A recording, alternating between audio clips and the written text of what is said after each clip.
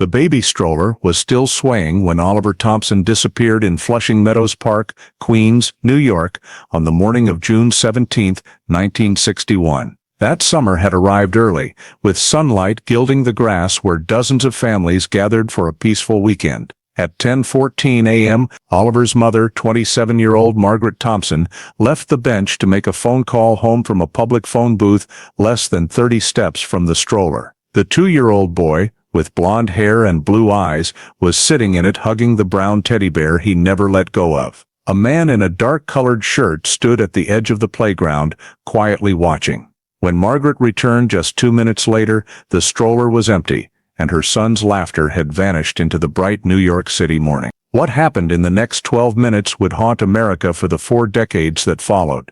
Before diving deeper into the story, don't forget to subscribe to the channel and hit the notification bell so you don't miss the latest cases. Queens in 1961 was a typical slice of post-war New York suburban life. Quiet streets with low white picket fences, young families moving in to find a safer pace of life, and public parks always crowded with children at midday. Crime existed, but it was sporadic and rarely involved young children, leading most residents to believe the area was safe enough to let their kids play without excessive vigilance. The Thompson family blended into that picture. Daniel worked as an electrician for a local company, a steady but modest income job.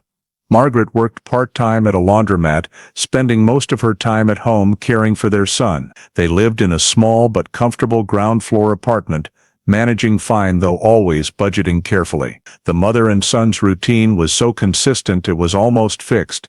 Every midday before Daniel got off work, Margaret would push the stroller to Flushing Meadows, Corona Park, taking the same path, stopping at the same playground area, letting the boy get fresh air while she watched from close by. Oliver, just 2 years old, had a gentle but sensitive personality, often clinging to his mother, but particularly loving to watch other kids on the merry-go-round. The image of him tightly hugging his small wooden toy was familiar to the regular parents at that playground. On the day of the incident, the park was not as crowded as usual.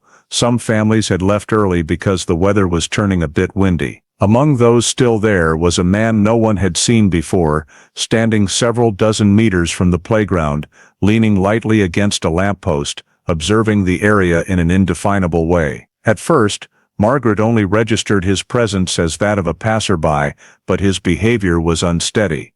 He changed standing positions a few times, sometimes moving closer to the playground area before pulling back, his eyes always directed toward the children. Oliver, sensitive to strangers, grew restless, his gaze repeatedly turning toward the man, his small hands gripping the side of the stroller. Margaret tried to calm her son, but she herself sensed something off. Around noon, with her stroller positioned next to the path, the public phone booth across the way rang. Margaret knew Daniel sometimes called to say when he'd be home, so after hesitating a few seconds, she decided to cross over and answer. The distance from the stroller to the booth was a little more than 10 meters, enough for her to still see the top of the stroller, but not to observe it directly due to the blind spot created by a lamppost and a low bush in front. While Margaret was on the phone, the strange man approached the stroller in an extremely short window, timing it perfectly when no one was nearby,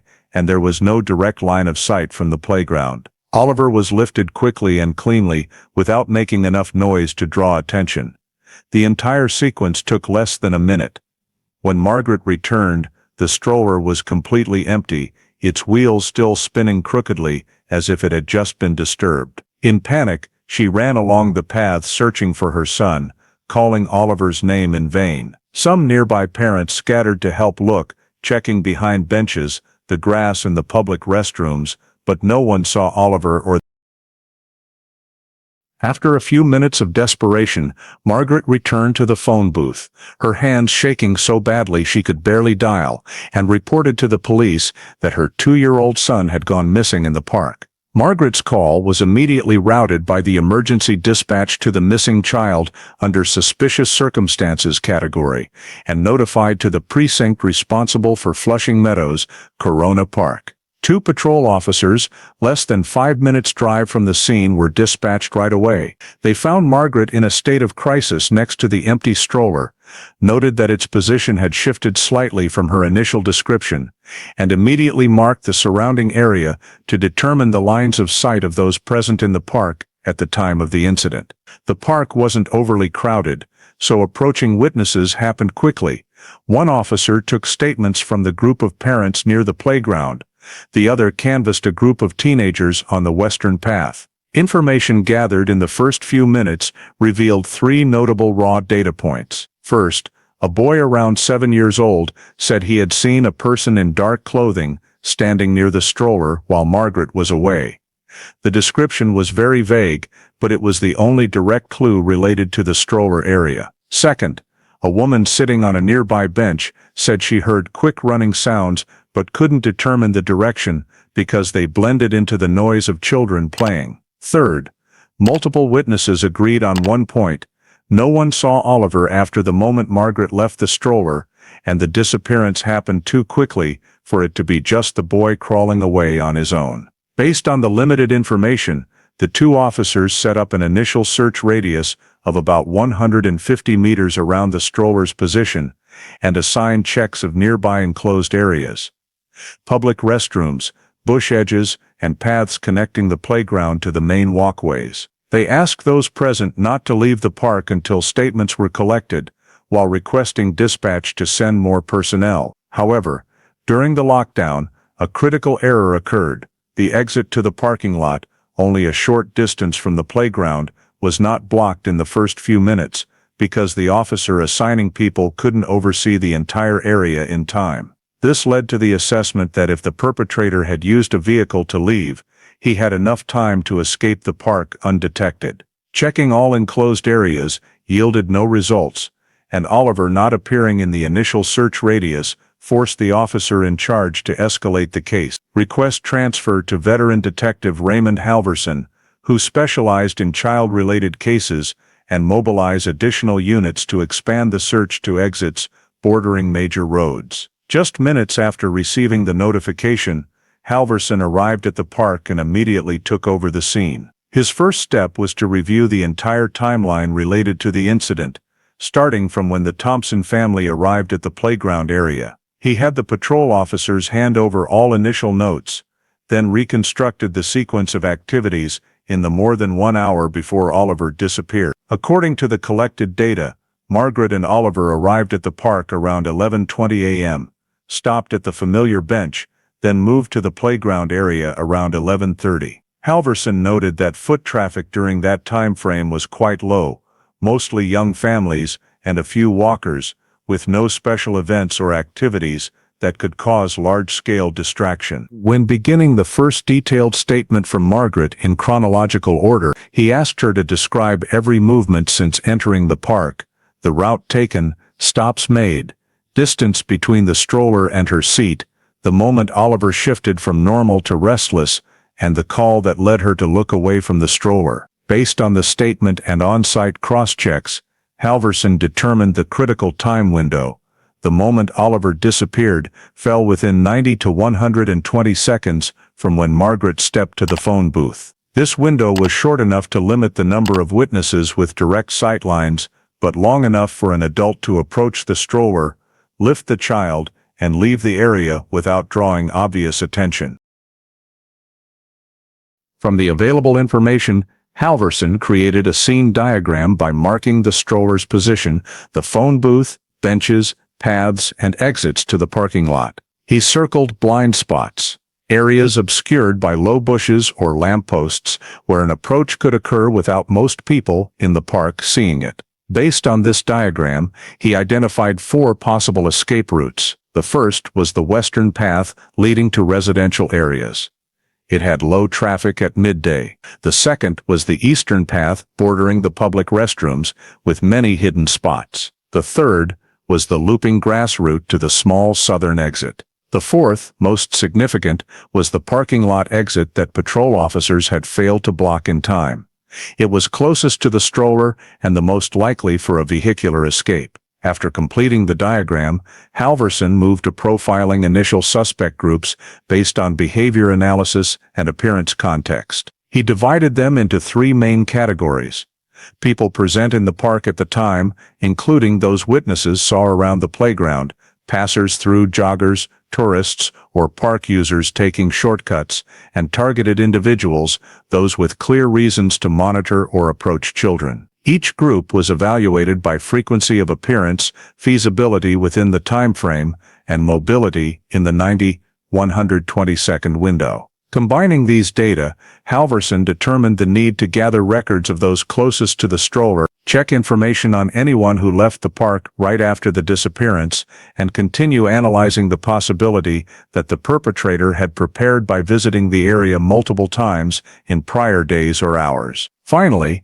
he noted in his notebook that to find an effective investigative direction, the timeline needed strengthening with additional statements, while verifying the actual movements of each suspected individual within the established time frame. After completing the timeline setup, Halverson immediately directed the crime scene team to deploy physical evidence collection steps, starting from the focal point, Oliver's stroller position. The technicians divided into small groups, each handling a specific area to avoid trampling remaining traces. At the stroller placement spot, they found multiple overlapping footprints, including those of children, adults, and soft-soled shoes from residents who had joined the initial spontaneous search. These footprints made isolating any serious sample difficult, especially since the playground ground was quite soft and easily disturbed after just a few steps. The distance between the stroller and phone booth was clearly marked.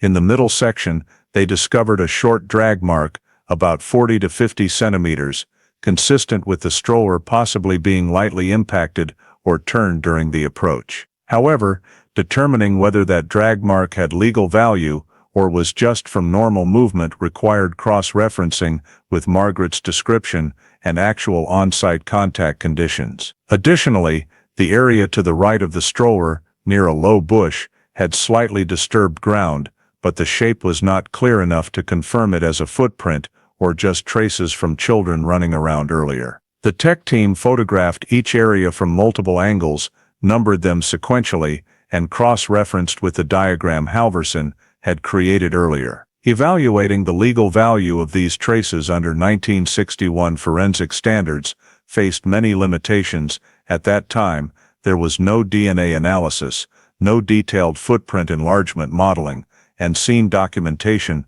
relied mainly on photographs, hand drawings, and manual descriptions. Thus, overlapping footprints could not be traced to origins, drag marks could not be precisely timed, and disturbed soil samples could not separate old from new in a modern way. The team had to treat these findings as reference factors rather than directing evidence. After working the central area, Halverson directed expansion to enclosed points in the park, starting with the public restrooms, places with many hidden corners, and small spaces that could be used for temporary concealment. Inside, the techs searched each stall, checking locks, sinks, trash cans, but found no signs of a young child or items related to Oliver. Outdoor trash cans near the restrooms were emptied and sifted, but contained only ordinary park visitor waste. The restroom area provided no evidence related to the abduction, nor any indication the perpetrator passed through during escape. Technicians continued checking nearby drainage systems, including manhole covers, rain gutters, and main pipes. These spots were sometimes used to hide evidence, but here the covers were intact, with no signs of opening, and no foreign objects caught in the gutters. Water flow in the pipes showed no unusual obstructions. Concurrently, benches, park trash cans, and large bushes around the playground were checked in a circular sweep process. Some children's items like tissues or drop snacks were noted but did not belong to the Thompsons, and witnesses confirmed they were from families who left earlier. Bushes with light disturbance were visually analyzed but showed no signs of a heavy object recently placed or dragged. At the blind spots on the map, especially two hidden corners near the eastern and western paths, the team found indistinct footprints, but since the ground wasn't soft enough and mixed with gravel, they couldn't be considered fresh. Cross-referencing these with anyone's shoes in the park yielded no results, as no one had matching or distinctive sole patterns. Halverson compiled all data from the tech team and assessed their potential for direct investigative use. The conclusion was quite clear. The scene had been significantly disturbed before police control, rendering most traces without legal value. The drag marks, footprints, and disturbed areas only confirmed movement around the stroller but could not distinguish perpetrator from search participants. There was no physical evidence, like dropped clothing, personal items, papers, or any direct traces related to approaching or taking Oliver. No clear scent trail from K9 units beyond pointing toward the parking lot. Overall, the scene provided no decisive investigative guidance, and to proceed further, Halverson had to rely on statements, timeline, and behavioral analysis rather than expecting precision from physical evidence limited by 1961 forensic conditions. Immediately after the crime scene investigation team concluded that no valuable physical evidence had been recovered, Halverson requested that the NYPD expand the search radius to 2 miles from the playground as the central point. Considering this, the minimum radius an adult could cover in the first few minutes while carrying a small child. A large force was mobilized, including patrol officers, mobile units, K9 teams, and several civilian personnel assigned to assist in sweeping the area. Temporary checkpoints were set up at intersections near the park, while police contacted nearby stores, gas stations, and residential areas to record any sightings of an adult carrying a small child in the recent time frame. The K9 unit was deployed first in the stroller area and locations marked as likely paths the perpetrator had taken. The tracking dogs quickly picked up Oliver's scent, following a trail that extended from the playground to the western path, and then turned toward the parking lot. However, at the edge of the parking lot, the scent stopped completely. There was no further signal continuing toward the roadside or residential area. The fact that the scent trail ended right at the intersection of the path and the parking lot strengthened the likelihood that a vehicle had been used to leave the park, while also proving that the person carrying Oliver did not travel far on foot. While the K9 team worked, manual search groups were divided by sector. The first group swept along structures near the park, such as maintenance sheds, park tool stations, and the groundskeeping equipment storage area. The second group checked the small wooded patches to the north and east of the park, where dense bushes and large tree trunks created numerous blind spots. The third group searched the long trails leading to residential areas, which locals often used as shortcuts between streets. All groups were instructed to search using a spiral outward from the center pattern, gradually expanding the radius and leaving no small area unchecked. However, despite scanning every meter of ground, they found no sign of Oliver or any items related to the boy. Concurrently, a special team inspected the large pond area within the park. 2 small boats were deployed, along with long probing tools to scan the water surface and shoreline areas where tall grass and tree roots could trap foreign objects. The search lasted over an hour, but yielded no noteworthy objects. The search team also extended checks to the small drainage ditches running through the park and the open stormwater system, as these were places children sometimes accidentally fell into or where a perpetrator might discard evidence. Manhole covers were lifted for flashlight inspection, but no objects or unusual signs were found. Larger pipes connecting the park to residential areas were checked with long lights and retrieval hooks, but the entire system was clean, confirming no passage had occurred. The small wooded area to the west of the park was considered highly likely for concealing traces due to dense foliage, so the search team focused on large bushes, compacted soil patches, or spots where leaves appeared disturbed. However, the ground showed few footprints that did not match the direction from the park outward, and no traces of a small child were recorded. Some areas had prior children's play footprints, so no connection could be concluded. Along secondary trails, police traced in both directions toward residential areas and toward the parking lot.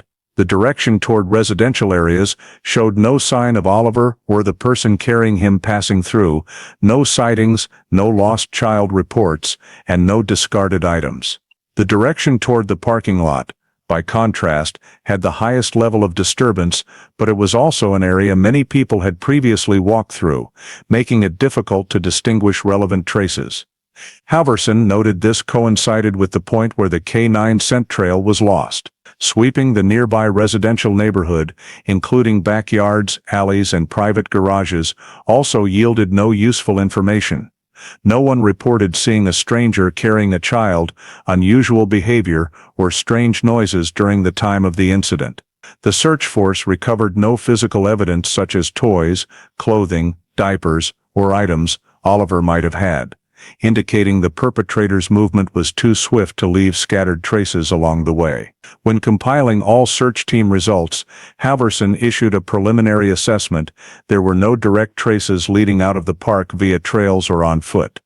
The K9 scent ended at the parking lot, and no evidence suggested Oliver remained within the 1-2 mile radius around the scene. From all collected data, the most reasonable conclusion was that the perpetrator used a motor vehicle to leave the park in an extremely short time window after approaching Oliver. This was the first guiding assessment of the entire search operation and became the foundation for the next phase of the investigation. After agreeing on the conclusion that the perpetrator most likely left the park by motor vehicle, Halverson shifted to the first investigative direction, the group of strangers present in the park around the time Oliver disappeared. The goal of this line was to determine whether any individual had been near the playground, exhibited unusual behavior, or had a potential connection to children as initially mentioned by witnesses. Initially, Halverson ordered the officer in charge to compile all descriptions gathered at the scene, including the 7-year-old boy's statement about the person in dark clothing,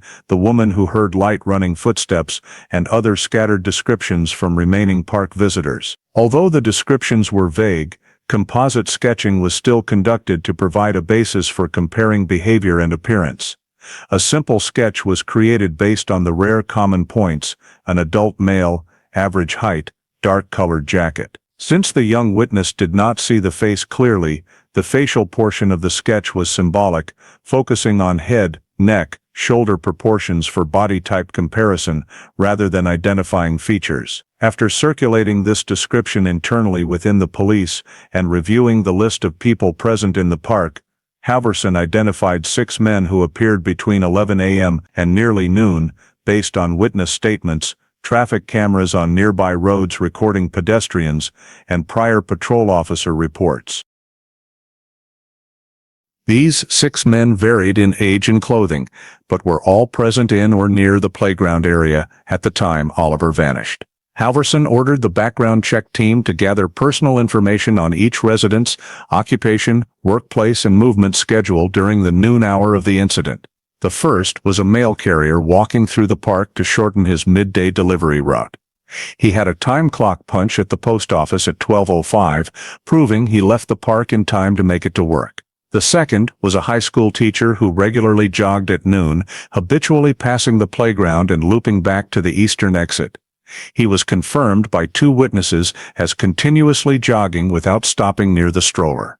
The third was a park maintenance worker inspecting the irrigation system about 100 meters from the playground, accompanied by a colleague who confirmed both their locations during the incident. The fourth was an employee from a nearby convenience store taking his lunch break in the park reading a newspaper. He admitted standing and walking around the playground area but maintained distance and did not leave the vicinity for long.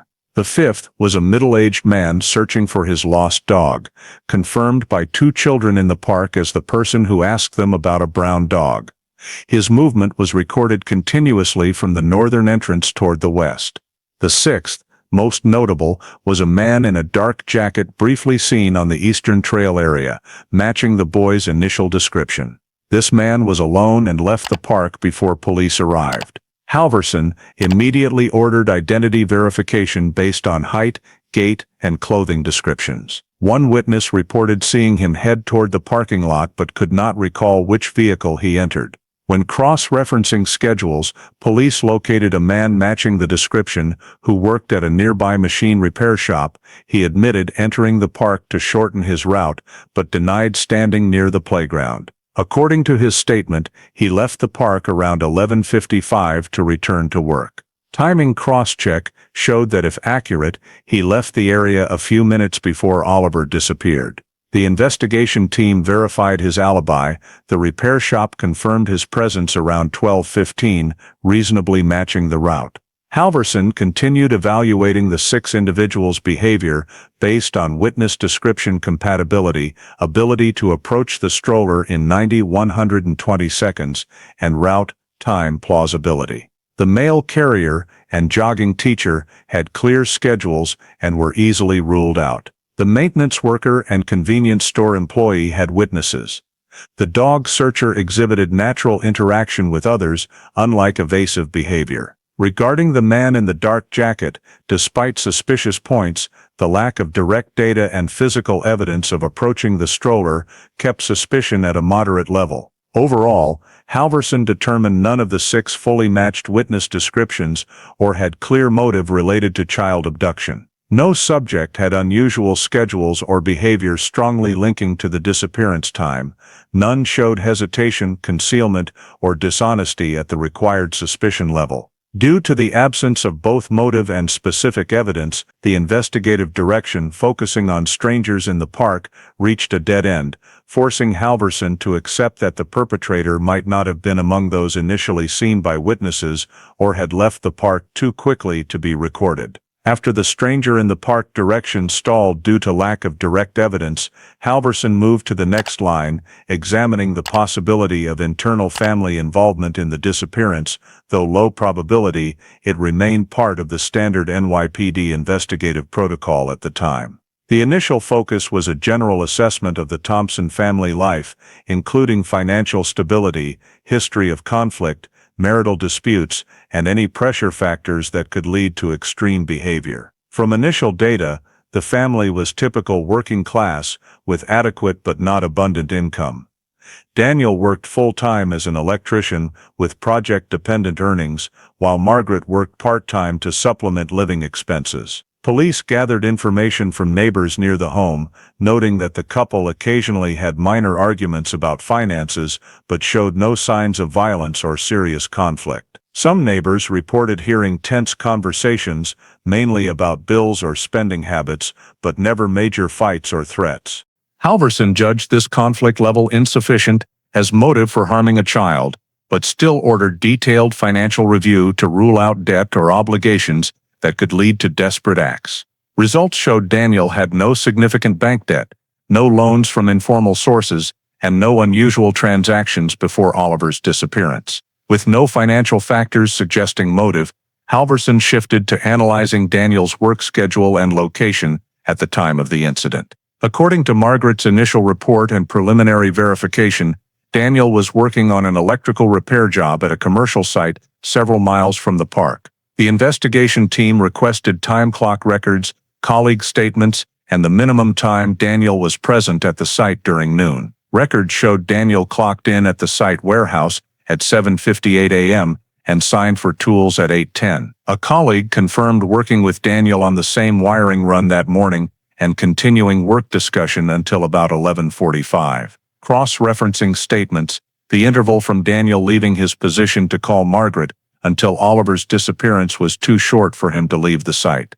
Reach the park, approach the stroller, take the child, and return without anyone noticing his absence. The drive between the site and park took at least 15 minutes without traffic, not counting approach and exit time. Police also checked the recording of the call at the phone booth where Margaret received it.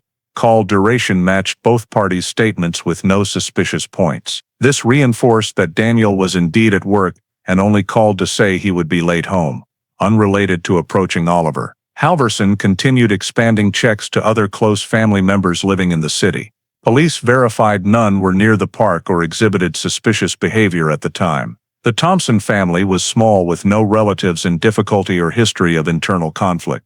No indication any relative had expressed desire to raise Oliver or motive to interfere in the boy's life. The team also reviewed family environment factors such as pediatrician reports, daycare records, and acquaintances, all reflected stable care by Margaret and Daniel, with no history of violence or irresponsibility. Compiling all data, Halverson identified 3 key points: no evidence of prior preparation by the Thompsons, no financial or psychological factors that could lead to harming a child, and Daniel's entire alibi consistent with verified objective data. The likelihood of direct family involvement in the abduction was near zero. On this basis, Halverson officially ruled out the internal family investigative direction, assessing it offered no further value and deciding to shift focus to hypotheses with higher feasibility. Right at the moment this investigative lead was being closed, Halverson received a new report from the patrol team sweeping the parking lot near the park entrance. A taxi driver, who regularly parked there, stated that he had seen a 1957 Chevrolet Bel Air, light blue in color, leave the area at a higher than normal speed, just a few minutes after he heard a loud cry coming from the playground area. This statement matched the critical 90-120-second window in the disappearance timeline, prompting Halverson to immediately shift focus to the vehicle, viewing it as the most promising lead since the search operation began. The witness described the Bel Air as light blue, with two-tone paint in the popular late 1950 style, and a small faded decal on the rear window. He could not make out the license plate due to the distance and narrow angle of view, but he remembered that the car left the parking lot heading southwest, toward the main road. Identifying the model was straightforward. The 1957 Bel Air was one of the most common cars of the era, easily recognizable by its large chrome trim on the rear fenders, rounded roofline and angled taillights. Based on the description, Halverson requested that the DMV pull the full list of owners of 1957 Bel Airs in blue, registered within New York City limits. The results showed a total of 63 such vehicles still actively registered within the city radius. The investigative team divided the list into smaller groups and assigned patrol units to verify each address. Every owner was asked to account for their whereabouts around noon on the day of the incident, while the condition of their vehicle was also checked to determine if it showed signs of travel or leaving the city that same day. The owner canvass did not always go smoothly. Some owners were not home, forcing police to return multiple times. Others could not precisely recall what they had done during their lunch hour. However, through repeated verifications, the majority of the 63 owners had clear alibis, such as being at work, using the car for unrelated personal errands, or having witnesses place them elsewhere during the critical time.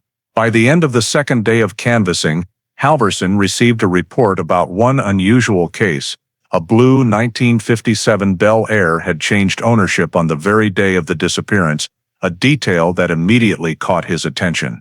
The car had been listed for sale that morning, and the transfer was completed close to noon, the time frame very near when Oliver vanished. Initial records showed the previous owner was a man living alone in Queens, while the new owner had provided no clear address, only temporary contact information.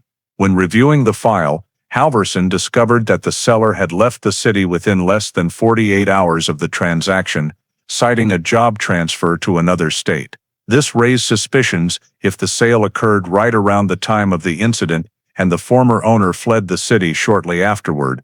The odds of pure coincidence were extremely low. Especially striking was how unusually quickly the transfer was completed, unlike typical vehicle sales that took days to finalize paperwork. When the team visited the former owner's address, they found the apartment locked and neighbors reported that he had packed up overnight without saying where he was going. This led Halverson to designate the Bel Air as the first major suspect item in the entire case. From the vehicle records, Halverson noted that the car had been regularly inspected but showed no maintenance in the past 3 months, suggesting the former owner may not have been using it frequently or might have been concealing something. When police contacted the mechanic who had last inspected the Bel Air, they learned the car was in normal working order with no mechanical issues. This reinforced the theory that the sale was not motivated by breakdown or financial need, but could have been an attempt to erase traces of travel. Meanwhile, the new owner's administrative details complicated the investigation. The address provided was temporary, the phone number was unreachable, and the car's departure from New York made tracing it difficult since interstate traffic data at the time was far less unified than in modern times. Nevertheless, Halverson clearly noted that among dozens of leads examined since the case began, the blue 1957 Bel Air was the only element with repeatability. It matched the witness statement, aligned with the direction where the K9 unit lost the scent, and featured an unusual timing coincidence in the ownership transfer. All these facts made the vehicle the focal point of his next chain of analysis, and from here Halverson began evaluating the possibility that the perpetrator had used this car to leave the park, while planning to locate the new owner and review the former owner's itinerary to determine whether the vehicle was directly linked to Oliver's disappearance. After the lead involving the 1957 Chevrolet Bel Air became central but still lacked conclusive data, Halverson expanded the scope to the hypothesis of child trafficking rings operating in the northeastern United States during the late 1950s to early 1960s. This was a necessary step to rule out the possibility that Oliver had been taken into an intermediary network rather than abducted by a lone individual. Federal records were contacted to compile all reports of interstate child sales over the 10 years prior to the incident, including unlicensed adoption agencies, rings exploiting legal loopholes across states, and cases where children were sold to infertile families through quick adoptions. The data revealed that at the time, several southern states and parts of New Jersey had recorded activity by disguised brokerage organizations in which children were removed from their home areas and transferred across state lines to avoid detection.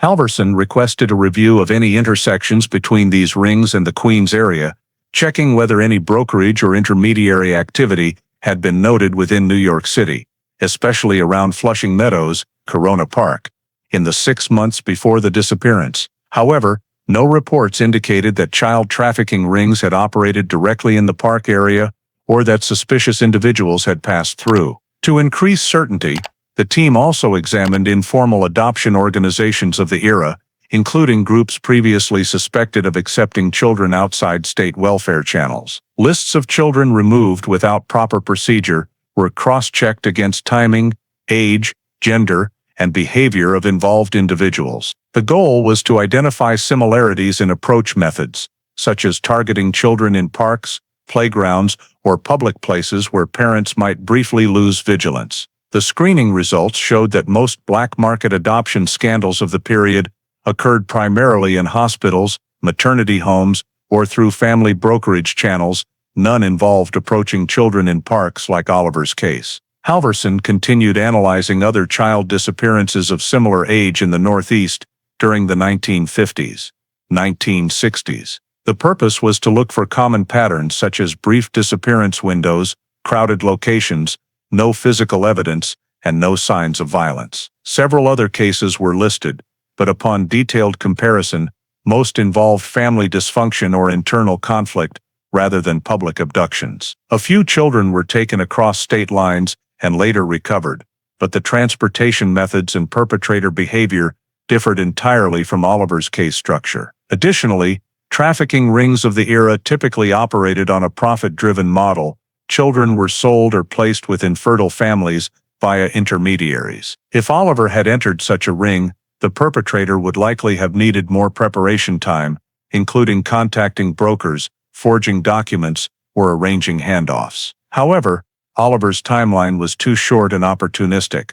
The approach occurred precisely when Margaret looked away for 120 seconds, lacking characteristics of a structured plot or prearranged receiver. For deeper verification, Halverson requested FBI files on interstate child trafficking activity in 1960-1961. The returned reports showed no organizations under investigation had operated in New York City or Queens. Even for rings uncovered later, operations centered on exploiting foster system gaps or private medical facilities, not matching the park abduction model. To be thorough, the team also searched cases of children transported out of state by private vehicle during the same period. Reports noted a few abductions in Ohio, Pennsylvania, and New Jersey, involving cars, but none matched Oliver's age, timing, or approach style. No data suggested an organized group in Queens using vehicles like a Chevrolet Bel Air to snatch children in public and take them across state lines.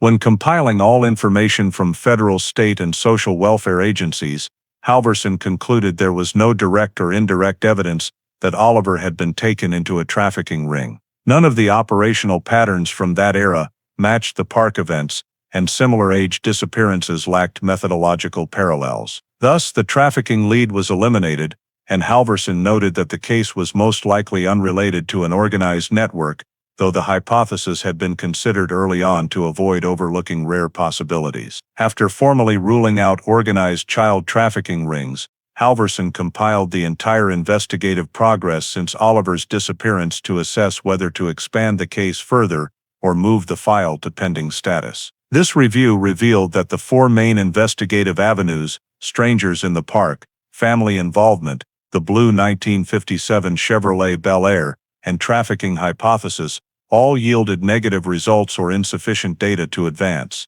For the park strangers, no individual present during the critical window had a clear motive or showed signs of approaching the stroller in the key 120 seconds. Witness descriptions were too vague to produce a reliable suspect sketch. For the family angle, Daniel had a solid alibi, no significant conflicts or psychological financial factors that could lead to harm, and no other relatives were near the scene.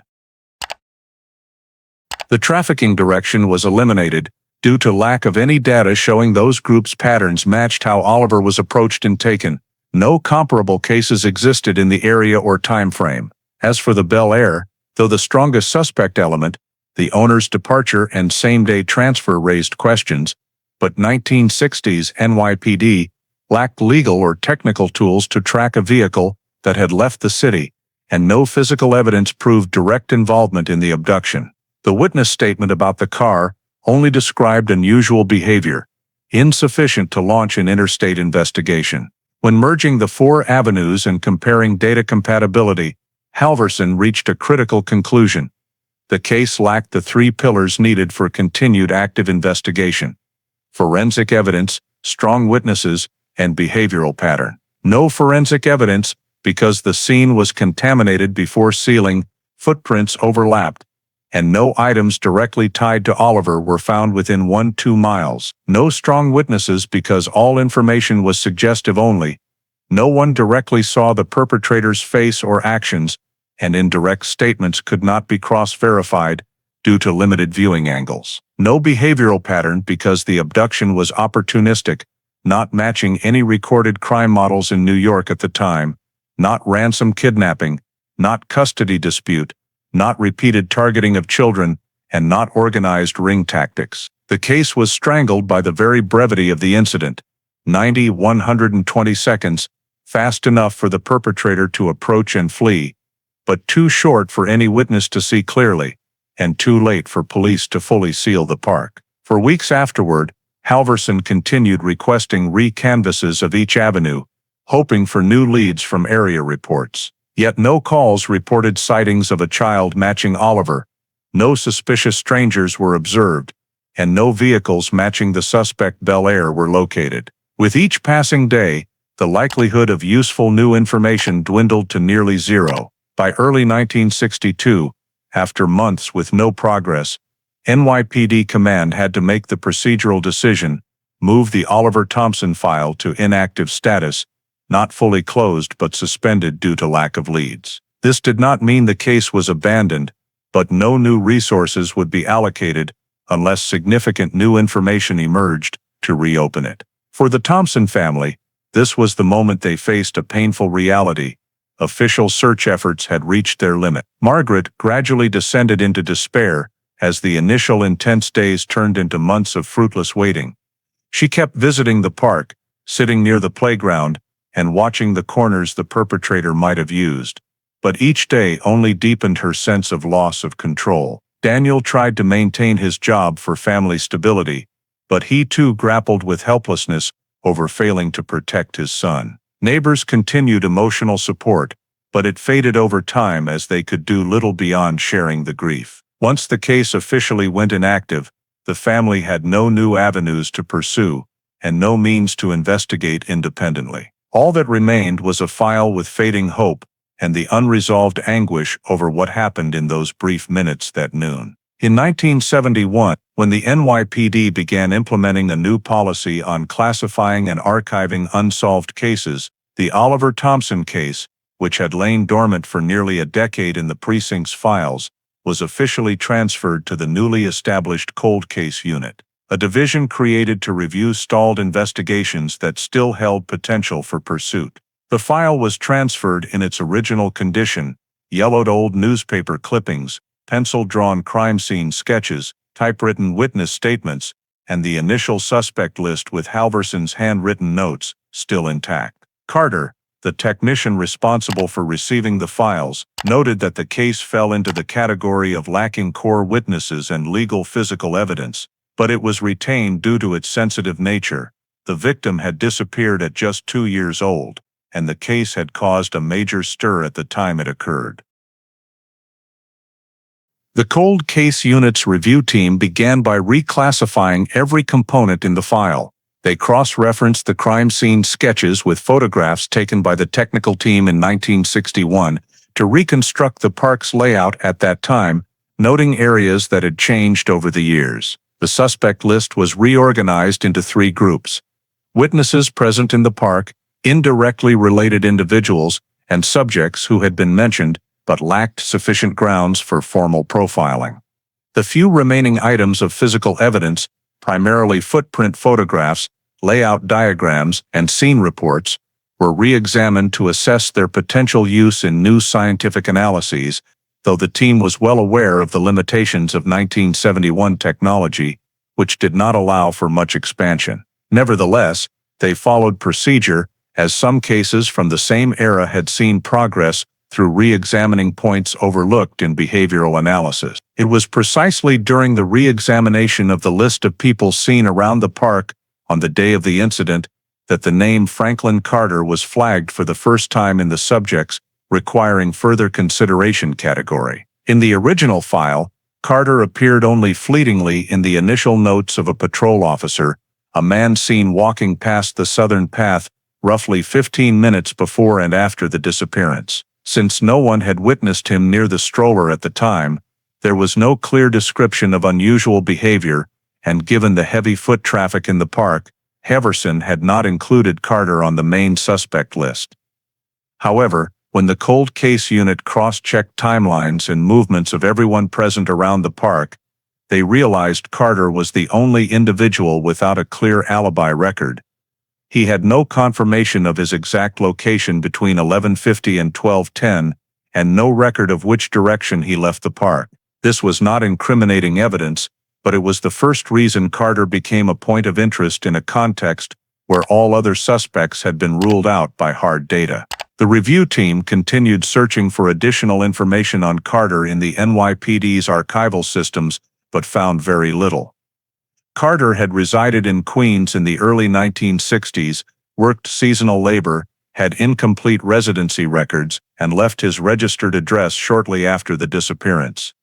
There were no clear prior convictions or complaints, no neighbor reports, and no records related to contact with children.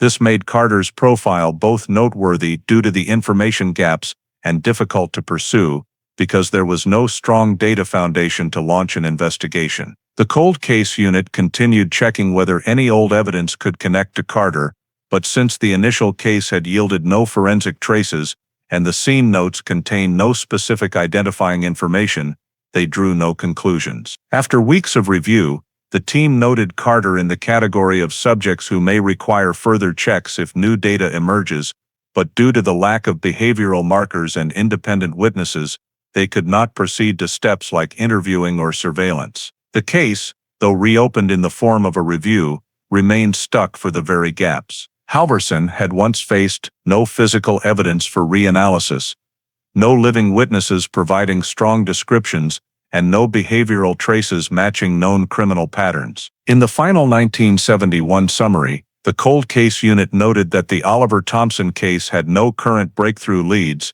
and although Franklin Carter's name was added for the first time to the list of subjects for consideration, the team lacked sufficient data to open a formal investigation file, leaving the process stalled at a preliminary evaluation, with no further steps possible. From the scattered records in the surviving files, that the cold case unit collected about Franklin Carter's movements between 1961 and 1968. Later, investigators attempted to reconstruct the victim's perspective through indirect analysis, not via direct testimony, but from fragments of administrative data, hospital records, rental receipts, and statements from those who had seen Carter with an unidentified child. Though lacking absolute legal proof, cross-referencing timelines and locations revealed a fairly consistent picture. Oliver Thompson had most likely lived under the new name Evan Cole for the first 7 years following his disappearance.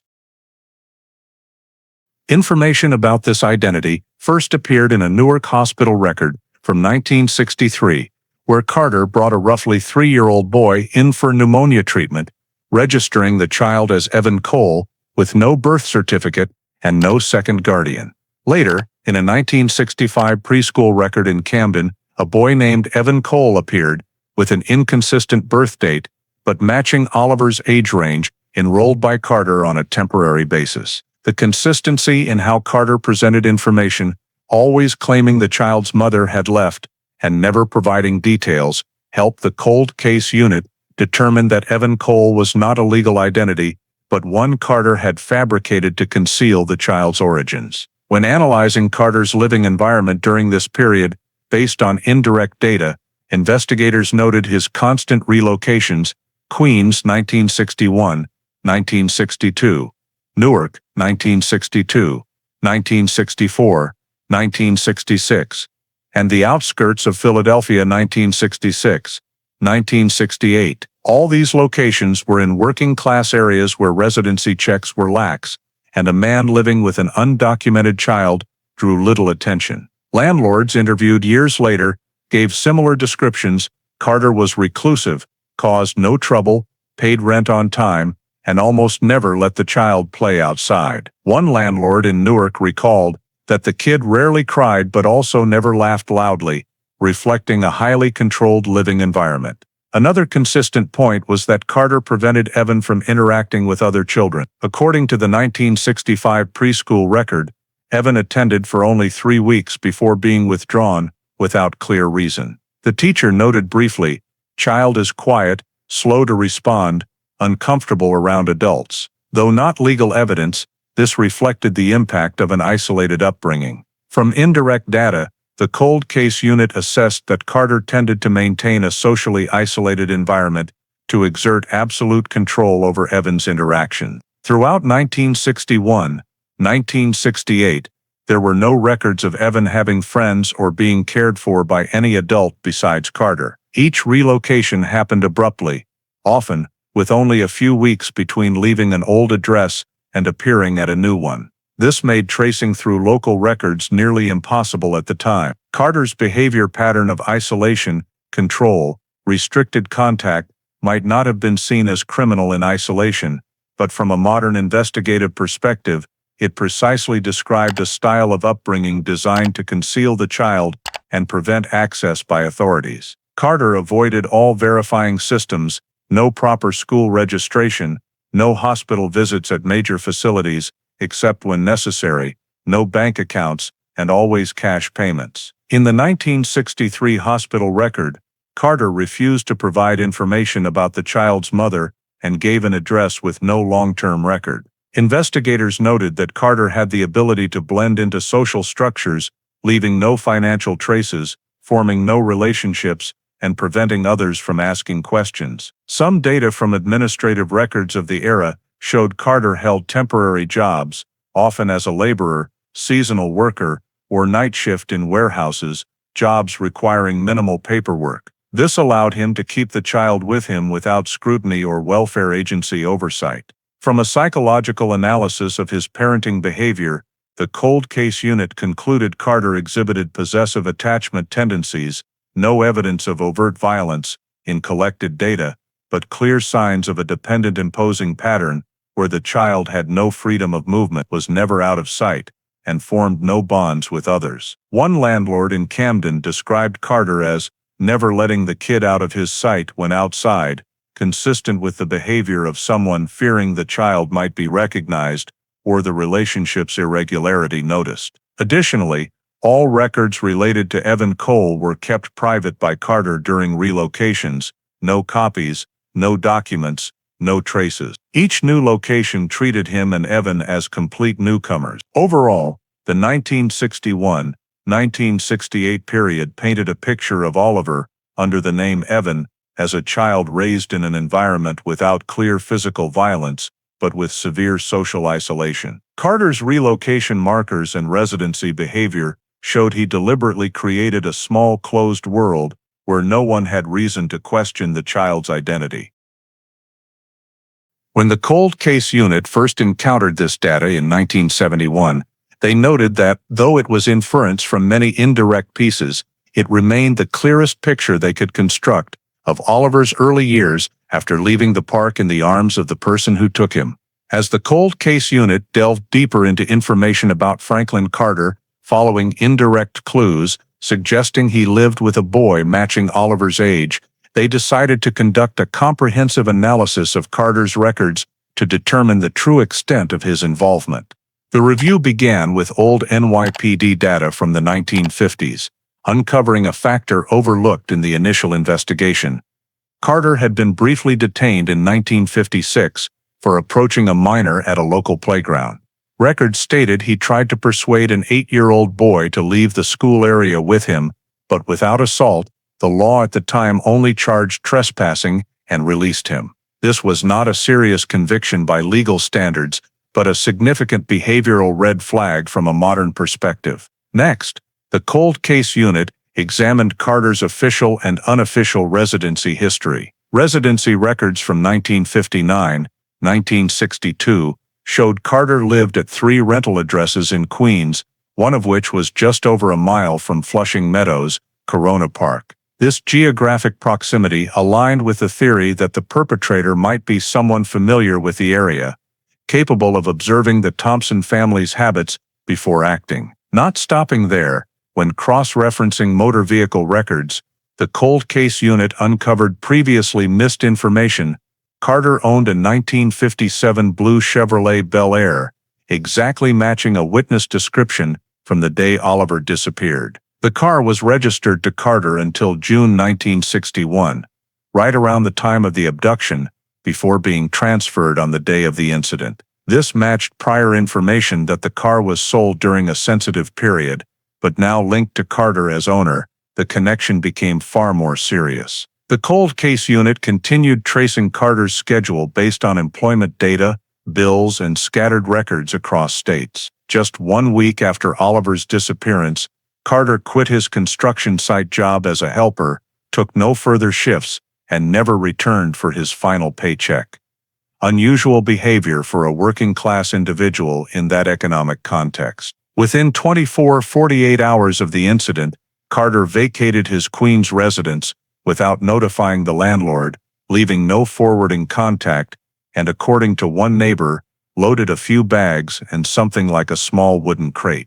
None of this proved guilt, but it formed a chain of temporally aligned unusual behaviors. Additional records from the next 3 years, 1961 to 1964, showed Carter relocating frequently from Queens to Newark, then Camden, then the Philadelphia outskirts. His relocation frequency far exceeded that of a typical seasonal worker, and notably, each residence tied to data involving the appearance of a child matching Oliver's age. With each move, Carter avoided clear records, month-to-month rentals, cash payments, vague identification, no neighbor relationships. The investigation team also found that Carter maintained no stable employment after 1961. Instead, he took short-term transient jobs moving between ports, warehouses, and wholesale markets, roles allowing him to stay hidden and avoid background checks. When all data was arranged chronologically, Franklin Carter's profile emerged with multiple suspicious elements: a prior incident involving a minor residence near the crime scene, ownership of a vehicle matching the suspect description, relocation and departure from the state immediately after the incident, and maintaining an isolated lifestyle with an undocumented child. Nevertheless, the Cold Case Unit faced the greatest barrier: lack of physical evidence. No fingerprints, no fabric scraps, no shoe prints identified as Carter's from the 1961 scene. No medical or legal documents proving the child named Evan Cole was Oliver Thompson. It was all indirect data, enough to elevate suspicion, but insufficient to launch a criminal investigation at the time. Under 1970s legal standards, police could not arrest or interrogate someone based solely on temporal coincidences and movement patterns. Thus, although Carter was marked as the prime suspect in the 1971 cold case file, the case could not advance due to the lack of legal or scientific tools to directly link him to Oliver's disappearance. This was the first time the case came close to a real suspect, but also when it was halted by the era's limitations and evidentiary shortages, making Carter a lingering shadow across decades in Oliver's file. In 1987, while the cold case unit kept Oliver's file in a near-dormant state, information from the Pennsylvania Department of Health sent to the NYPD closed one of the most important doors in the case. Franklin Carter had died of heart disease at a small community hospital in the suburbs of Scranton. Carter's death was not an unexpected event. He was then over 50, and his health had been declining according to scattered records from a few sources, but it had a severe impact on the investigation's progress because Carter was the only key witness who could possibly know what had happened to Oliver from the moment the boy left the park in 1961. The death report recorded that Carter died of acute heart failure, with no signs of violence, self-harm, or criminal activity upon admission. He arrived at the hospital alone, without contacting any relatives, and passed away after less than 2 days of treatment. No one was listed in the medical records as a relative or caregiver, and the hospital only retained a few minor personal items, such as a watch, an old jacket, an empty wallet, and a notebook with no specific content. This immediately made the cold case unit realize that the opportunity to obtain a statement, extract information, or even cross-examine Carter's behavior had permanently ended. After receiving the notification, the NYPD contacted the local police department in Pennsylvania to request access to the house Carter had rented before hospitalization. However, when the investigation team arrived, they discovered the house had been processed according to standard procedures for a solitary tenant who died without relatives. The landlord had cleared out all belongings, sorted items that could be resold, and destroyed the rest, since there was no one to claim them. Carter's belongings consisted mainly of old clothes, a few work tools, a tin box containing minor bills, and some inexpensive household items. There were no old medical records, no past identification documents beyond a social security card, no photographs or personal documents related to children. The landlord stated that Carter lived quietly, didn't receive visitors, and left nothing behind except a few bags of worn-out items. This completely severed any hope of finding physical evidence that could link Carter to Oliver, especially children's items, photographs, letters, or any documents suggesting the identity of Evan Cole. Neighbors in Pennsylvania also could not provide significant information. They only knew that Carter had lived alone for many years, doing seasonal work around the port and warehouses, making no friends, and never being seen with children during the 1980-1987 period. This reinforced the hypothesis that if Oliver had ever lived with Carter, the boy was no longer with him in the final years, but it did not indicate where the boy had gone or what happened after Carter left the Philadelphia area in the late 1960s. Carter's death without a will, documents, or final confession left the entire investigative direction centered on him in a state of permanent stagnation. The cold case unit had hoped that as Carter aged, he might reveal information, change his behavior, or leave some trace in his possessions, but the fact that all his property was liquidated and destroyed meant every such hope was wiped out.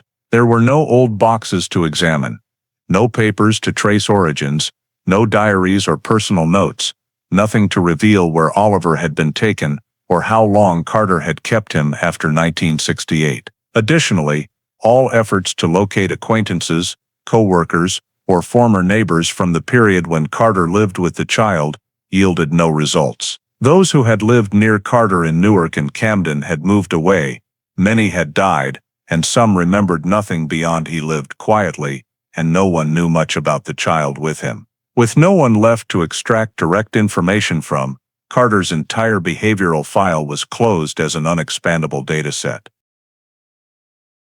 This forced the NYPD to note in the file that the central suspect has died without any additional information, a conclusion that effectively sealed off the entire investigative direction for more than 2 decades. The investigators at the time understood that Carter's death not only removed the most important witness, but also blocked all paths to cross-examining behavior, as they could no longer conduct interviews, probe relationships, verify itineraries, or determine motives. They also could not execute broad search warrants because there were no assets or legal relatives to access.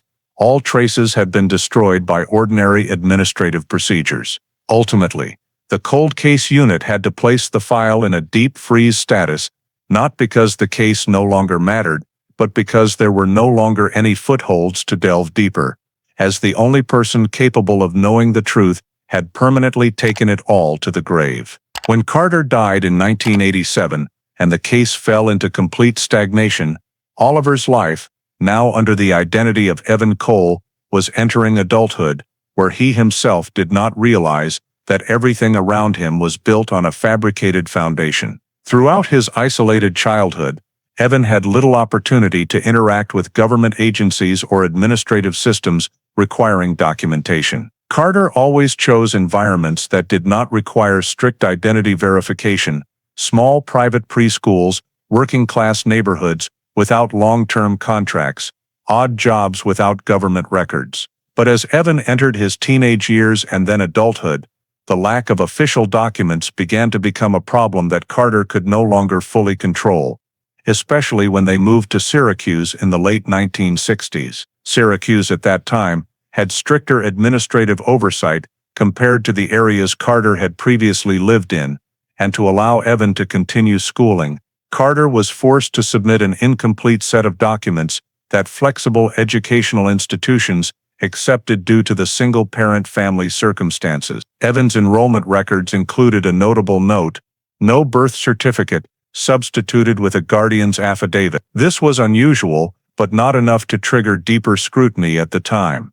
The school only recorded that Evan was a quiet, minimally social child who caused no trouble, consistent with descriptions of his behavior throughout his upbringing in isolation. However, the very lack of connection to government agencies in childhood became the factor that made Evan question his origins as he entered adulthood. At 17, when applying for a part-time job at a grocery store, the manager requested a social security number and birth certificate. Evan provided the social security card Carter had given him, but the attached small paper was torn at the corner, unusually old, and lacked any stamps proving issuance origin. The manager did not refuse but said, "This paper is really old, do you have a copy?" That was the first time Evan felt an unexplained void in his personal information. After returning home, he asked Carter about obtaining a copy of the birth certificate. Carter only replied, "You were born far away,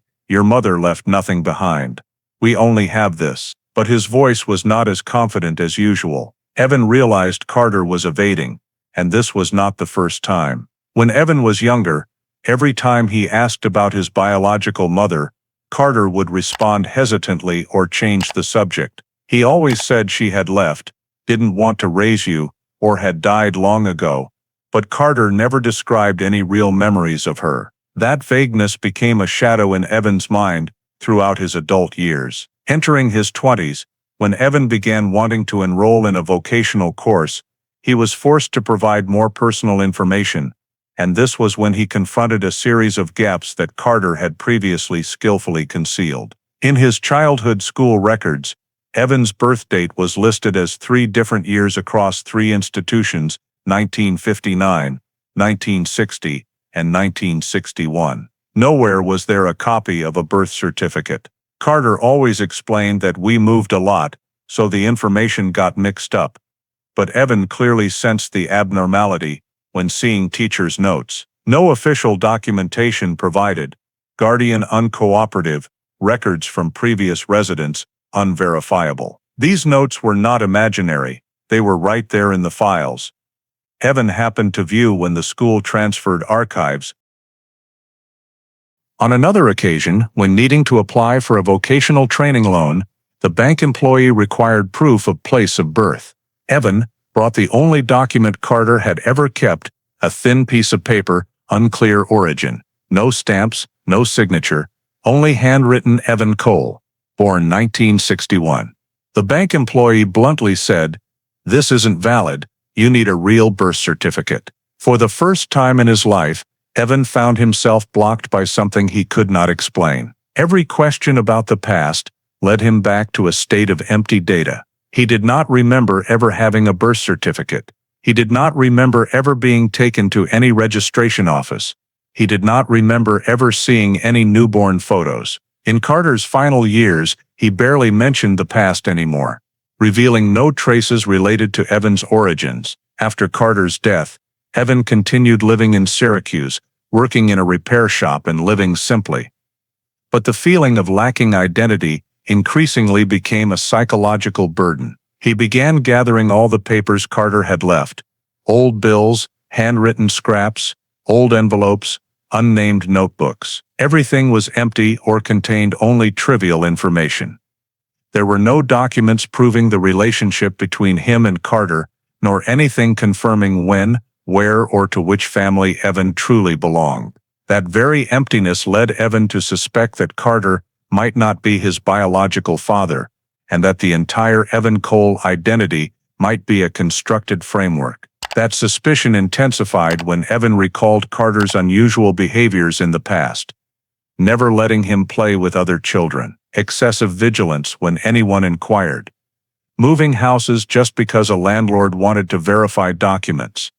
The panicked look in Carter's eyes whenever Evan accidentally mentioned real mom, all those things could no longer be rationalized as before. By the late 1980s, Evan decided to check his own identity documents. He submitted a request for a birth certificate copy under the name Evan Cole in New York. But the result came back: no record exists. Evan tried submitting requests with various variations, changing the birth year, changing the county, changing the state, but all yielded no results. This was no longer an administrative record mix-up. This was the first evidence that he might not have been born under the name he had carried his entire life. The feeling of doubt turned into a profound emptiness. Evan realized that if Carter had fabricated his identity, then his true past must lie somewhere beyond what Carter had ever told him. The fragmented clues about Carter's behavior, the unusual moves, and the complete absence of official documents, all became reasons for Evan to decide to investigate his true identity himself, starting from the very gaps Carter had left behind. As Evan entered middle age and started a family in Syracuse, the question of his origins remained unanswered, but was temporarily pushed to the background by new responsibilities, caring for his firstborn son Caleb. However, an event that seemed purely medical opened the biggest turning point in his life, and also the turning point for the entire case thought to have been buried since 1961. When Caleb turned 8, the doctor requested a genetic test to check for the risk of a rare metabolic disorder in the family. Since Evan's family history was completely blank, the doctor suggested he undergo a comprehensive DNA test to serve as a genetic baseline analysis for his son. Evan agreed, seeing it only as a necessary medical procedure without anticipating that this test would become the catalyst for the entire truth locked away for over 4 decades. His DNA sample was sent to a large laboratory in New York that had begun applying a new process, anonymously storing genetic data in a national repository to support medical research and tracing hereditary diseases related to families. This was not a criminal database, but a separate system for medical purposes, yet the automated algorithms behind it still had the capability to detect partial matches, strong genetic overlaps between 2 individuals without knowing each other's true identities. A few weeks after submitting the sample, Evan received a call from the doctor, not about Caleb's condition, but about himself. The doctor informed him that Evan's DNA data did not match any of the personal information he had provided in medical records over the years.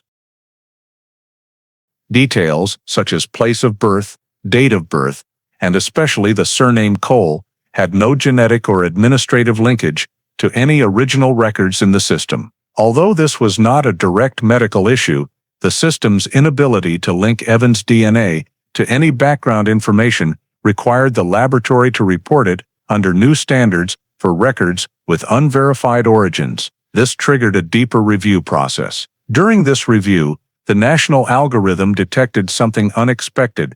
Evan's DNA sample showed a partial match, a strong level of genetic similarity, but not a complete match, indicating a first or second-degree blood relationship with an unidentified individual in the repository. What made the system flag it particularly was the strength of the similarity chain, higher compatibility than what appears among distant relatives, yet no match with any samples bearing the name Cole. This was the first indicator that Evan's paper identity did not accurately reflect his biological origins. When the system generated an alert, Evan was asked to undergo additional expanded testing to verify the data. At this point, the suspicions he had carried throughout adulthood flared up strongly.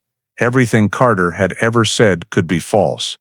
The birth certificate was fake. The Cole surname did not exist, and now his DNA did not match any data presumed to be the foundation of his life. Evan signed the papers, allowing deeper DNA analysis, initially for his son's medical records, but also to clarify the growing doubts about his own identity. When the results were processed, his file was immediately flagged by the automated system as severe identification conflict.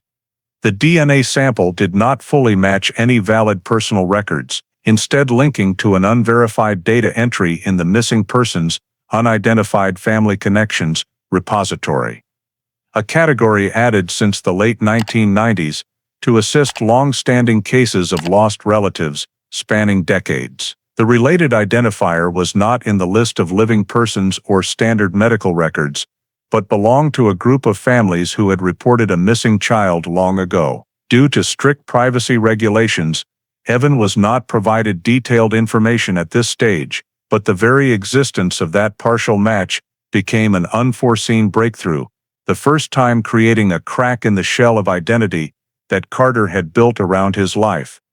The automated DNA repository had just detected a genetic connection to a missing child report from 1961. In 2003, when the National Medical DNA Storage System was officially connected to the databases supporting civil identification, a corresponding alert was forwarded to the NYPD. The report indicated a partial match with a high degree of genetic similarity between a DNA sample from a man named Evan Cole and the profile of an elderly woman who had submitted a biological sample in the 1990s as part of a program to assist in verifying missing relatives.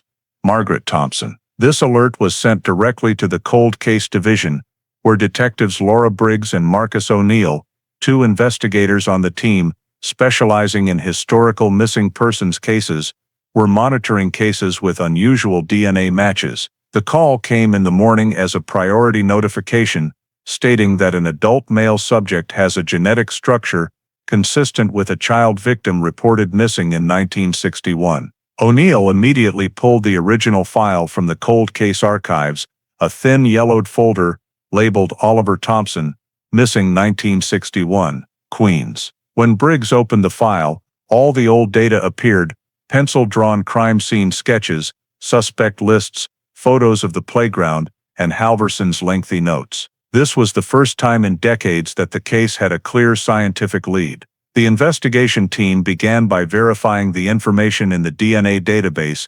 Evan Cole's sample had been entered into the system through a medical test, not criminal data. The comparison sample was from Margaret, Oliver's biological mother, who had submitted it under the program for families with missing persons prior to 1985. The two detectives immediately scheduled contact with the lab to request a detailed analysis report. In the returned report, the genetic markers showed a similarity level higher than the first-degree relative threshold, meaning Evan's sample was highly likely to be that of Margaret's biological son.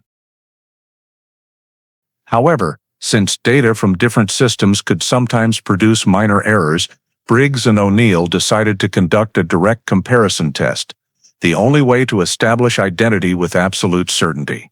To do this, they needed a new DNA sample from Margaret, who was in her 70s that year, but still living in Queens. Briggs went directly to her home with a cautious explanation. "There is a possibility related to Oliver's file. We need to retest to rule out or confirm." Margaret agreed immediately, her hands trembling as she signed the form for a blood sample, because this was the first time in over 40 years she had heard anything related to her missing child. The sample was sent to the NYPD's forensic lab for analysis under modern standards, independent of the medical database. While awaiting results, Briggs and O'Neill reviewed the entire old file for any factor that might explain why Oliver, if he was truly alive, had not been found for 4 decades.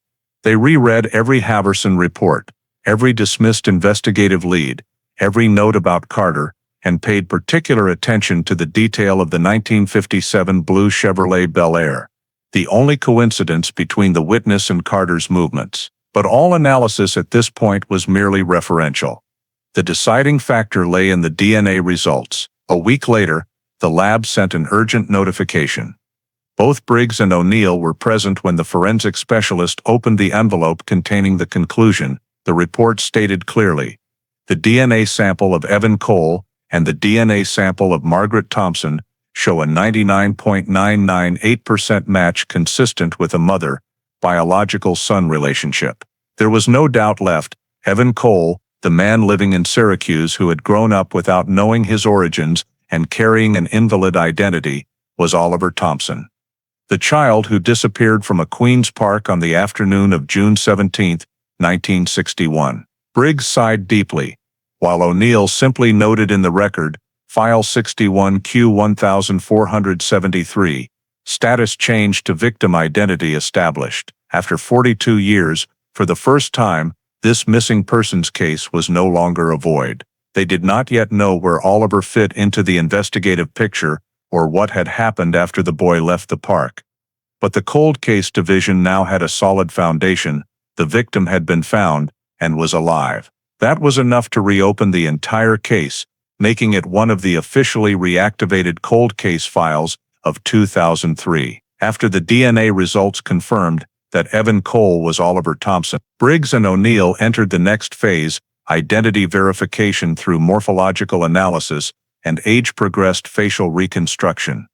A critical step to reinforce the certainty of the conclusion before moving the file to the reinvestigation stage. They began by collecting all photographs of Oliver as a child, only a few blurry ones taken at the park, and a single birthday photo at age 2. These images were sent to the Identity Analysis Unit, where digital experts use software to simulate Oliver's adult face at various age milestones: 5, 10, 15, 20, 30, and 40 years old. The reconstruction was based on facial bone structure, eye proportions, ear shape, and eyebrow density, while accounting for genetic factors from Margaret, since no images of the father existed in the original file. When the model generated Oliver's middle-aged face, it was saved for comparison with current photos of Evan Cole. Briggs traveled to Syracuse and discreetly obtained Evan's photos from his driver's license, medical records, and some everyday images he had submitted to a vocational school. All were sent back to New York for matching. The matching process began with analysis of cheekbone structure, one of the most reliable indicators for long-term identity comparison. Though Oliver was only 2 years old, his right cheekbone was slightly more prominent, creating a higher curve than the left, a rare feature. When compared to Evan's photos, the software detected an almost perfect match. Evan's right cheekbone was also more prominent, with the same asymmetrical ratio as in the 1961 photo. Next, the expert moved to ear shape, a highly stable identity factor. Oliver's left ear had a slightly folded upper portion, creating a narrow curve. Evan had the exact same ear shape, with the upper rim slightly pressed inward, a minor anomaly that is either genetic or formed early in life. The third point was the eyelid crease. Oliver, at 2, had a slightly drooping right eyelid, creating an uneven fold. Evan's photos showed the right eyelid still retaining a similar droop, though faded with age. When these three rare features, asymmetrical cheekbones, slightly folded ear, and uneven eyelid, aligned, the identification expert rated the identity match probability as extremely high. However, what particularly struck Briggs was that when comparing the age-progressed model to Evan's photos, the software determined a morphological match rate of 87%, a very high figure for a 42-year missing persons case. While the morphological analysis team continued running simulations, O'Neill's parallel search in Pennsylvania yielded important additional data. While reviewing Carter's final residence, he located a person who had purchased Carter's remaining belongings before the landlord disposed of most of them. This individual had kept a few boxes because they looked like some interesting old stuff, and when O'Neill asked to see them, he pulled out several items: a flashlight, a rusty toolbox, and a small envelope containing a few black and white photos. These photos showed a young boy aged about 3-6, clearly Evan as a child, standing in a backyard, wearing a thick jacket, with a forced smile and eyes avoiding the camera. There were no photos of him with Carter, but the boy's face perfectly matched the age-progressed simulation from the original Oliver photos. Briggs brought these photos back to the analysis unit and fed them into the reconstruction software to create a timeline of facial development. The photo sequence was run through the model, and the results showed that the facial progression from the boy in Carter's photos to the adult in Evan's driver's license photos formed a consistent trajectory, with no deviations from normal development for the same individual. Particularly interesting was that at ages 5-7 in Carter's photos, Evan's eyes clearly bore Margaret's traits: thick hair, eyebrows slightly curving upward at the ends, and a faint wrinkle at the left eye corner, 3 features Briggs only recognized after meeting Margaret in person. Meanwhile, the reconstruction model reaffirmed that the current adult possessed exactly these genetic traits, adjusted for age. When all the analyses, DNA, morphological, childhood to adult photo comparisons were compiled, the experts concluded that the degree of match between Evan Cole and Oliver Thompson exceeds error margins and meets multi-layer identification standards. Briggs noted in the summary report, not only does DNA confirm it, but the full morphological structure and matches between past and present photos all affirm that Evan is Oliver. No scientific doubt remains. With this conclusion, the 42-year missing persons case for the first time had a clearly identified victim, and the NYPD understood that they had found Oliver, not through a vague clue, but through solid scientific evidence. The boy who vanished from Queens in 1961 had lived to adulthood, carrying a new identity within the same state. However, Briggs also knew that although the conclusions from the medical DNA system and morphological analysis carried scientific weight, the legal process in 2003 still required one final verification step: obtaining a DNA sample directly from Evan under investigative agency supervision, following proper criminal evidence procedures. This was the confirmatory test, a legally binding confirmation test designed to eliminate any possibility of error while entering the data into the case file as official evidence. Briggs volunteered to handle the contact with Evan, understanding that this meeting was not just a technical procedure, but a moment that would change a person's life.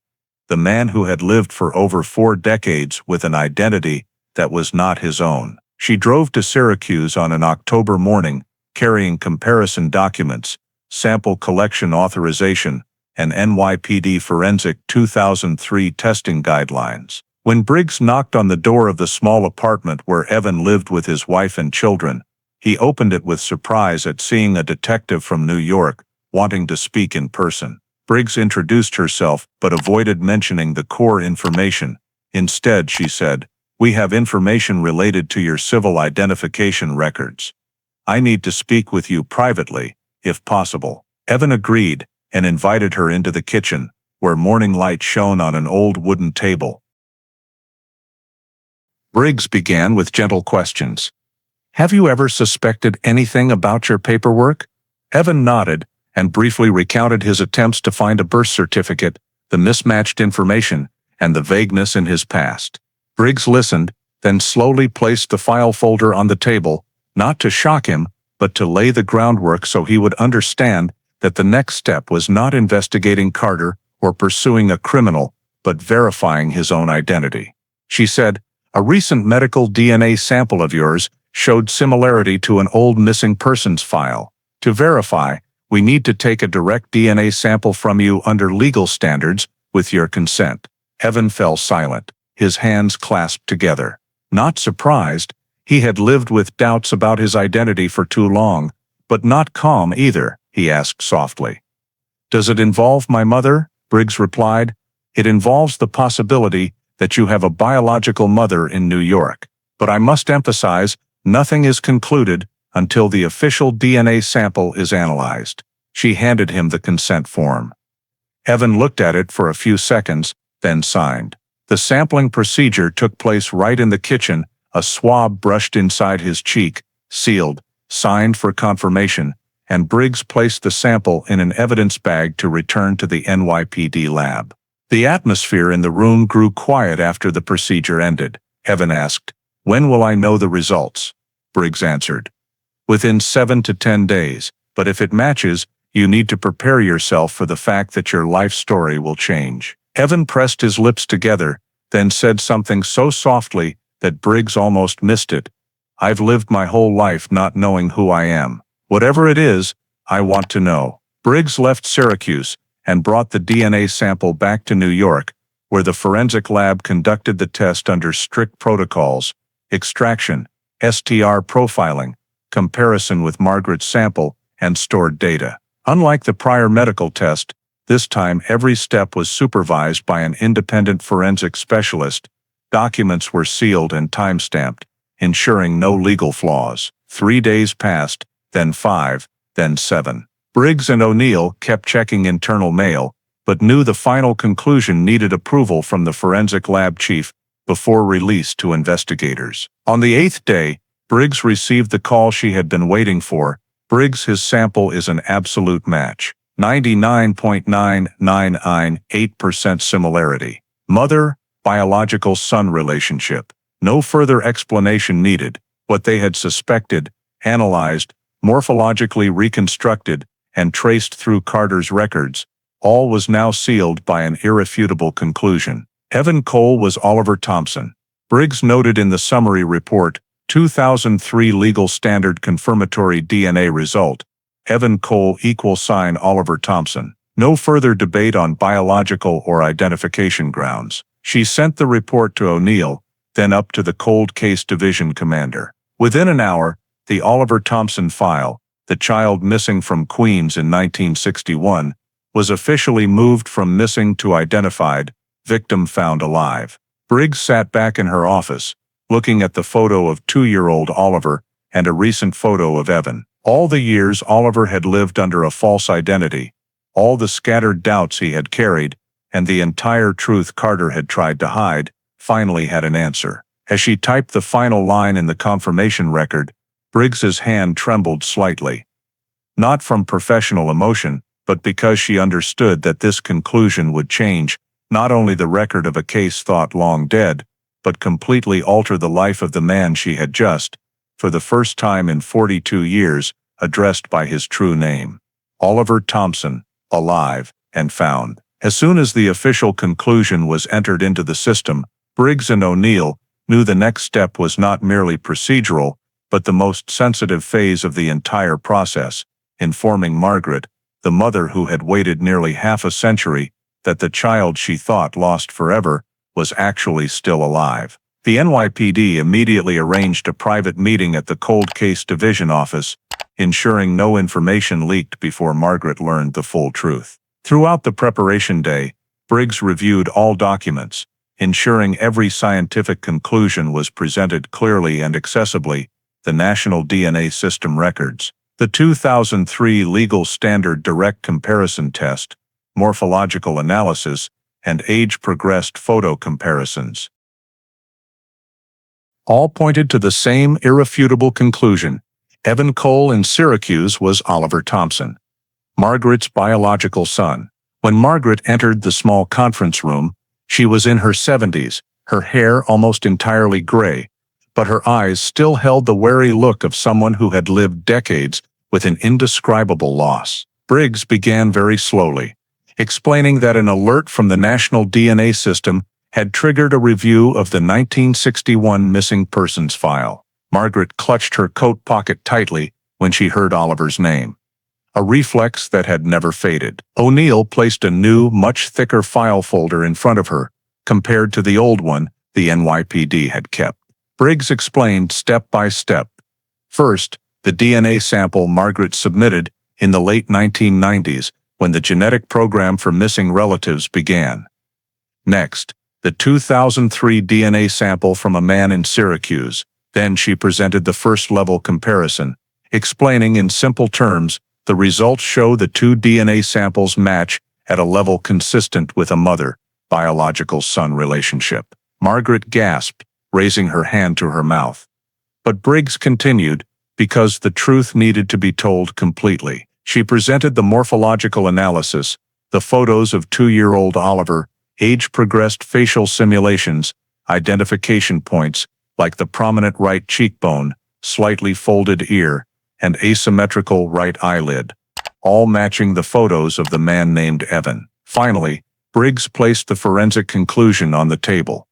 The official NYPD Forensic Lab signed DNA report. She read slowly, Evan Cole's DNA sample matches Margaret Thompson's DNA sample at 99.9998%. This individual is your biological son. Margaret broke into tears, not a bursting sob, but choked gasps, as if her body needed a few seconds to comprehend what her heart had longed for over 42 years. O'Neill pulled his chair closer to her, saying nothing. In such moments, words held little meaning. When Margaret calmed, Briggs moved to the second part of the meeting, the next steps for restoring Oliver's legal identity and preparing for a reunion. By regulation, the NYPD needed consent from both parties, Margaret and Oliver, before arranging a meeting. Briggs explained that Oliver had lived his entire life under the identity Evan Cole, and re-establishing his legal identity would require cooperation from multiple agencies: New York Vital Records, the Health Statistics Office, and legal departments to update pending records. "We want you to prepare yourself," Briggs said, "because finding your son after all these years is a great joy, but it will also bring major changes to both of your lives." Margaret nodded, but her eyes remained teary, unable to hide her stunned disbelief. He's alive," she repeated several times, as if confirming reality to herself. Briggs placed a recent photo of Oliver in her hand, a man in his 40s with calm eyes. When looking at the photo, Margaret reached out with trembling fingers to touch his face, whispering, "Just the same, still those eyes." Before ending the meeting, the NYPD asked the most important question: "Do you want us to proceed with contacting him?" Margaret did not hesitate. "Yes, please. I've waited too long." The meeting concluded with Briggs promising that the NYPD would handle every step properly, from legal verification to psychological preparation for both sides. When Margaret left the office, holding Oliver's photo in her hand, Briggs knew that a new chapter of the case, and of the lives of both mother and son, was beginning. Right after Margaret agreed to proceed with the contact and preparation for the reunion, the NYPD transferred the case to the Victim Support Unit and psychological experts, because they understood that reconnecting a mother who had lost her child for 42 years with her now adult son, living under a different identity, was not simply a meeting. It was an event that could cause severe psychological shock to both parties. The counseling team began by assessing Margaret's stress tolerance, her mental health history, and risk factors that could arise when facing overwhelming information in a short time. Margaret, despite her advanced age, remained lucid and strong-willed, but the experts clearly noted that she was carrying a complex mix of emotions: joy, anxiety, fear that Oliver might not want to meet her, and doubt that it could all be a mistake. These factors led the counseling team to establish a two-phase psychological support plan: emotional stabilization before the reunion and support during the in-person meeting. At the same time, Evans, Oliver, was also psychologically evaluated when Briggs informed him that his identity might not actually be Evan Cole. Although Briggs did not go into details, she skillfully passed the information to the counseling team to ensure every step was handled in a controlled manner. The experts assessed that Evan was a person who tended to endure and withdraw, had lived for years with ambiguity about his own identity, and although he actively wanted to know the truth, confronting his real origins, and especially the reunion with his biological mother, could cause a strong shock. The report noted that he had high defensive traits due to an isolated upbringing environment, so he needed to be very carefully prepared to avoid psychological shock or a closed-off reaction to major change. While the psychological team worked, the NYPD's legal side began handling the equally difficult task: restoring Oliver's identity. This work had to be carried out in accordance with New York state regulations, including updating civil registry records, re-establishing citizenship rights under his real name, while ensuring that the Evan Cole identity was not treated as a case of fraud. The NYPD prepared documentation confirming that the missing victim had been found, accompanied by all scientific evidence, DNA results, photo comparisons, morphological analysis, and the 2003 cold case file. They then worked with the Vital Records Office to request the restoration of Oliver Thompson's birth certificate, while issuing a special certification that the two identities, Evan and Oliver, were the same person. To resolve legal conflicts related to medical records, driver's license, bank accounts, and tax history. This was a rare and complex step, as very few cases involve a person missing for over 4 decades being found alive and needing identity restoration as an adult. The legal team also developed a plan to ensure that the reunion did not negatively impact Oliver's current life, his own family, wife and children, job, and legal obligations under the name Evan Cole. All of this had to be handled delicately. He could not be forced to abandon his old identity immediately, but neither could he be allowed to carry 2 legal identities indefinitely. Once the psychological and legal preparations were synchronized, the final step in this phase was to set up the reunion according to a safe protocol. The NYPD coordinated with the counseling team to choose a suitable location, not a police station, but a neutral, quiet meeting room with adequate space and on-site psychological support. A medical staff member was on standby in case Margaret became overly emotional. The counseling team developed a detailed support script: who would speak first, how the introduction would be made, the duration of the meeting, the level of allowed contact, and how to intervene if either person fell into panic or emotional overload.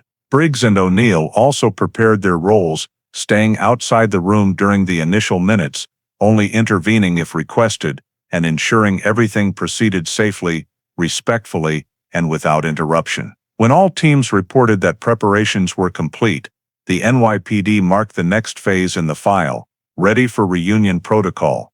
The reunion between the mother who had waited 42 years and the son who grew up unaware he had been kidnapped was drawing near, and the entire legal, psychological, and investigative system had to operate in harmony to ensure that moment, one the world rarely witnesses, took place in the safest and most humane way possible. The reunion was scheduled in Albany, in a meeting room at the state-level Victim Support Center, a neutral space warmed by soft yellow lighting, without the feel of a police station or hospital. The NYPD, after consulting psychological and legal experts, chose Albany because it was midway between Syracuse and Queens, and it had full support facilities in case emotions became overwhelming. That morning, Briggs and O'Neill arrived nearly an hour early to check the room.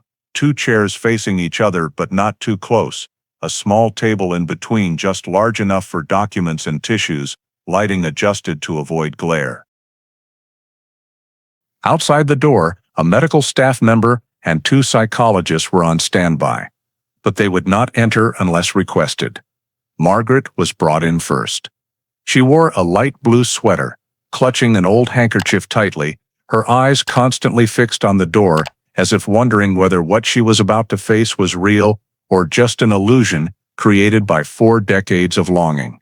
Briggs sat beside her, explaining the process one last time. Oliver or Evan would enter with a psychologist. No one would force contact. The meeting duration would depend on their reactions, and if she needed a break, she only had to signal. Margaret nodded, but her knuckles were white from gripping so hard. O'Neill said quietly, "You don't have to prepare anything to say, just let it happen." A few minutes later, the door opened again. Evan stepped in. He paused, hesitating for a second, when he saw the woman across from him, a woman he had never met, yet whose face carried features that felt strangely familiar. Briggs made a brief introduction. "Mrs. Margaret Thompson, your biological mother." There was no ceremony, no formal greeting, just the moment when 2 pairs of eyes, one weighed down by time, the other worn from searching for origins, met. Evan took a few more steps and sat down quietly. Margaret leaned forward, but did not dare touch him. She was trembling so much she seemed barely able to breathe. Finally, she spoke, her voice hoarse.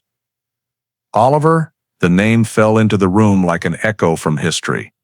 Evan did not answer immediately. His throat tightened, his hand unconsciously gripping the edge of the table for balance. Then he nodded, barely visible, but enough for Margaret to break into tears, no longer holding back. Briggs and O'Neill quietly stepped back, leaving the space to them. Margaret reached out her hand, very slowly, as if afraid that touching too quickly would make the man in front of her disappear again. Evan looked at that hand for a few seconds, then placed his own in it. Her hand was dry and cold. His was warm and strong. That contrast made Margaret sob. Evan also cried, not because memories returned, but because of something he had never had. The feeling of belonging to someone. After a few minutes, Margaret gathered herself and tried to speak in broken sentences. "I always thought you were." Evan gently squeezed her hand, like an answer that needed no words. Briggs waited until emotions had stabilized a bit before placing a folder on the table. "We need to complete the official identity verification process," she said softly. "But only when you're both ready." Evan nodded. Margaret did too. Briggs opened the folder, photos of 2-year-old Oliver, age-progressed images, childhood photos of Evan from the box Carter left behind, DNA results with forensic signatures, morphological comparison reports. Everything was laid out before them. Under New York law, Briggs explained, when a missing person is found after more than 40 years, we must complete visual verification, document comparison, and verbal confirmation. This is the final procedure. O'Neill turned to Evan. "Are you willing to confirm that you understand the DNA results and agree to proceed with restoring your legal identity?" Evan swallowed, looked at the documents in front of him, looked at the photo of the baby in the stroller that he recognized as himself, and said, "I do." Briggs turned to Margaret. "Do you confirm that the man in front of you is Oliver Thompson, your biological son?" Margaret did not need to look at the documents. She placed her hand on Evan's cheek, her eyes full of certainty. "Yes, this is my son." The legal expert recorded the verbal confirmations in writing, signed and stamped them. This was the moment when the legal process spanning more than 4 decades finally reached its conclusion. When the folder was closed, Briggs said, "Verification phase complete. From this moment, Oliver Thompson's record is officially restored." Evan lowered his head for a few seconds, taking a deep breath, as if reclaiming a part of his life he hadn't known he lost. Margaret placed her hand on his shoulder. "You weren't lost, you were just taken. But now you're back." Both Briggs and O'Neill knew they had just witnessed a rare moment, a case thought buried in 1961, ending with the reunion of 2 people separated by fate for nearly half a century. No more tests, no more speculation, no more comparisons. Just the obvious truth. Oliver Thompson, the child who vanished from Queens, had returned in the flesh, and the verification phase, which had kept the case locked for so long, was finally closed. Following the reunion in Albany, the process of reconstructing family history began naturally but with many challenges, as Oliver, who had lived his entire life as Evan, had to step into a world he should have belonged to, but had never known. The NYPD, following Victim Reintegration Support Protocol, arranged gradual meetings between Oliver and the remaining Thompson family, maternal relatives in Queens, a few middle-aged cousins, and 2 aunts who had been part of the search team when the boy disappeared. The first meetings were kept small, held at Margaret's home to avoid pressure. Oliver entered the modest house where he should have grown up, overwhelmed by unfamiliarity because no memories existed here. Yet the relatives looked at him with eyes that still carried the image of the 2-year-old boy from years ago. A look that moved Oliver, but also made him worry he could not immediately reciprocate their feelings. Margaret introduced him one by one, Aunt Helena, who had kept Oliver's photo in her wallet for 42 years. Uncle Robert, who still remembered the day of the disappearance vividly, and 2 cousins who had been young children in 1961, but now had families of their own. Each brought their own stories about Oliver, fragmented memories that Oliver could not share because he remembered nothing of his early family. This created an initial emotional disconnect. The relatives spoke of the past with familiarity, while Oliver had to piece together memories that did not exist. The counseling team had anticipated this and was always available when needed. They noted that Oliver was experiencing parallel identity. Part of him remained Evan, the man from Syracuse with vague memories of Carter. The other part was gradually forming the identity of Oliver, the long-lost son of Margaret. To help the connection process become sustainable, the NYPD suggested the family provide all data related to young Oliver. Photos, old vaccination records, a handwritten letter Daniel wrote to Margaret right after Oliver's birth, and even toys that once belonged to the boy. When faced with these objects, Oliver did not remember, but he felt the truth in them. These were pieces of a life stolen from him. In one meeting, Aunt Helena gave him the baby blanket kept since 1961, faded but still embroidered with OT in the corner. Oliver turned the blanket over in his hands, searching for familiarity but finding none. However, that moment did not create distance. Instead, it helped the family understand that Oliver was not returning to memories. He was starting a new chapter. The NYPD also collected additional family data to update the official record: Margaret and Daniel's wedding photos, Oliver's birth certificate, neighbor descriptions of Oliver's appearance as a toddler. Notably, every 1961 description mentioned slightly drooping right eyes, a feature Evan had carried his whole life. While reviewing these documents with Oliver, Briggs explained, "You don't have to prove you remember. We prove with science and history that you belong to this family from the beginning." Oliver thanked her but admitted that absorbing so much new information left him unmoored. The Thompson family responded sensitively. They did not pressure him, did not demand he remember, simply said they were glad he was alive and had the chance to know the truth. Over the following weeks, Oliver met the family more often: small dinners, short walks around the neighborhood where he had lived as a baby, and long conversations between him and Margaret. The memory gap between them became something to handle carefully. Margaret had a treasure trove of memories of 2-year-old Oliver, how he smiled at airplanes, how he clutched her sleeve when afraid of strangers. But Oliver, having lived a completely different life, had no memories to offer in return. At first, this disappointed Margaret, but after the psychologist explained that this reaction was completely normal for child abduction victims, she learned to embrace the present instead of seeking the past. Conversely, Oliver faced vague guilt for not remembering his mother, guilt for being unable to share the memories the family had preserved for half a century. The counseling team helped him understand that this was not his fault. He was the victim, not the cause of the void. Additionally, Oliver began sharing what he remembered about Carter, the places they lived, their reclusive routine, small details like Carter never letting him go out alone, or that the only toys he had were wooden ones Carter made himself.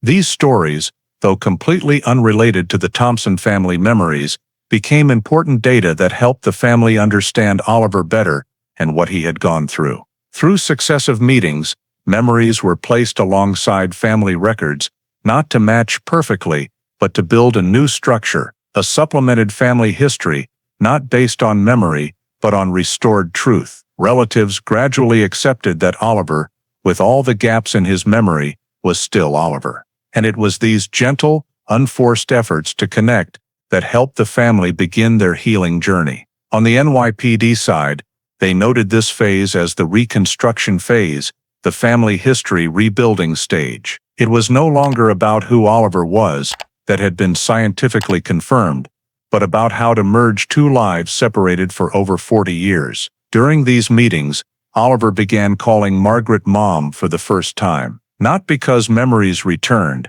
but because the sense of belonging, lost since 1961, had finally found a place to anchor. Immediately after completing the reunion and identity restoration phase for Oliver, the NYPD shifted focus to another critical task, determining whether Franklin Carter had acted alone in the 1961 kidnapping or had accomplices, as the old file contained certain irregularities that Halverson had suspected but lacked data to pursue. Briggs and O'Neill led the expanded investigation team, starting by tracking down Carter's former neighbors across his three residence periods: Queens, New Jersey, and Pennsylvania. Some had passed away, others had moved, but the NYPD located a few surviving witnesses, mostly elderly. They described Carter as reclusive, rarely social, with a habit of leaving suddenly without notice. One neighbor in New Jersey remembered the man who always had a child with him, who never spoke,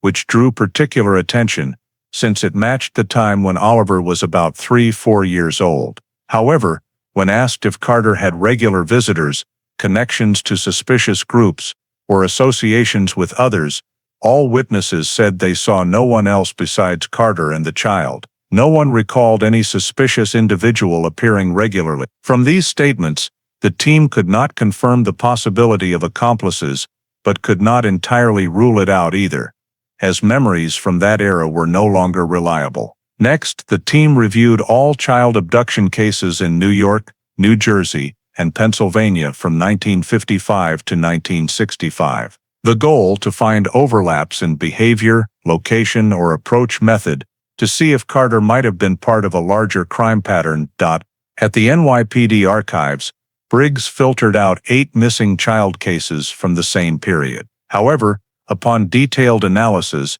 only 2 had similar circumstances: children disappearing from public parks or residential areas. But both had separate conclusions, one determined to be a family runaway, the other suspected to involve a relative. No factors linked to Carter's behavior pattern. O'Neill worked with the FBI through VICAP to review crime patterns from the 1950s, 1960s, looking for organized groups kidnapping children for adoption or illegal exchange. The FBI results showed no organized child trafficking rings in the Northeast during that era, as had been speculated in the 1960s. However, the FBI noted the possible existence of small opportunistic criminal groups. This led Briggs to question, could Carter have been a member or collaborator in such a group? To verify, the team re-examined Carter's financial records, bills, and residence movements. But Carter's records were too fragmented. No evidence of unusual money transactions, no correspondence, no signs of support from others. One rare clue was Carter selling his 1957 Chevrolet Bel Air on the day of Oliver's disappearance. But the data showed Carter acted alone, hastily, without coordination. Even the buyer later confirmed Carter sold the car urgently and unaccompanied. At this point, Briggs expanded another direction, examining remaining items from Carter's home for traces of a second person.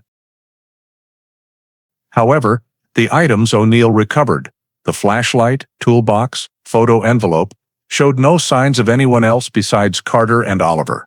No adult belongings, no clothing or personal items linked to accomplice behavior. The forensics team also checked remaining fingerprints on Carter's items. The analysis showed all prints belonged to Carter and Oliver, none from another adult.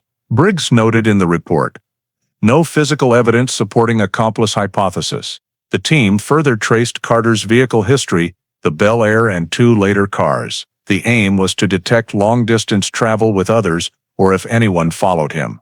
But 1960s toll records no longer existed, and movement data could not be traced back. All they had were scattered landlord statements that Carter left alone. Finally, the team considered Carter's psychological profile. Pre-1961 minor crime reports showed he was solitary, controlling, and avoided social contact. The NYPD consulted behavioral expert concluded, individuals like Carter typically act alone, forming isolated attachments to victims, inconsistent with group crime models. After 4 weeks reviewing all expanded leads, no evidence, physical, witness, behavioral, or historical, proved Carter had accomplices in Oliver's kidnapping. Briggs summarized the phase conclusion, accomplice investigation not confirmed. High likelihood Carter acted alone, opportunistically, without organizational or individual support. Although absolute certainty was impossible,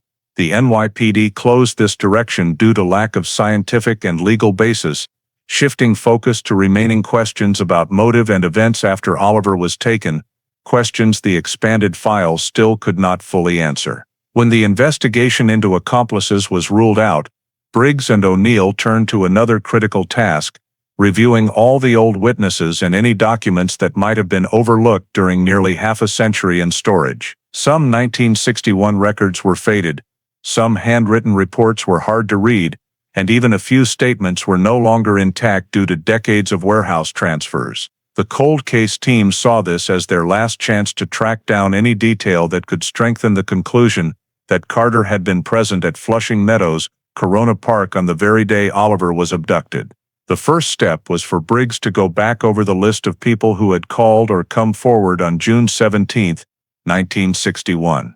The original file showed 14 witness reports, but only 9 of them had been formally documented. 3 callers had not left their names, and 2 other statements had been destroyed due to a misclassification error in 1962 when the case was closed. Briggs decided to track down anyone from the original list who was still alive. To do this, the NYPD used old address databases, tax records, and public directories.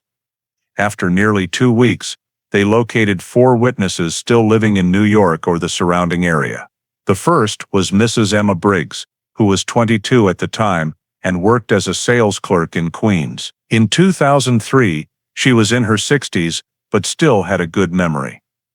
When Briggs met her at a nursing home, Mrs. Emma said she had heard very light running footsteps near the playground area and seen a man in a dark-colored shirt walking quickly toward the parking lot, though she did not see his face. That information had been recorded at the time, but the file had marked it as no determinable value because there was no clear description. However, when Briggs mentioned the witness's earlier description of a thin build, average height, and a slightly stooped gait, Mrs. Emma stared at the photo of Carter that Briggs had brought.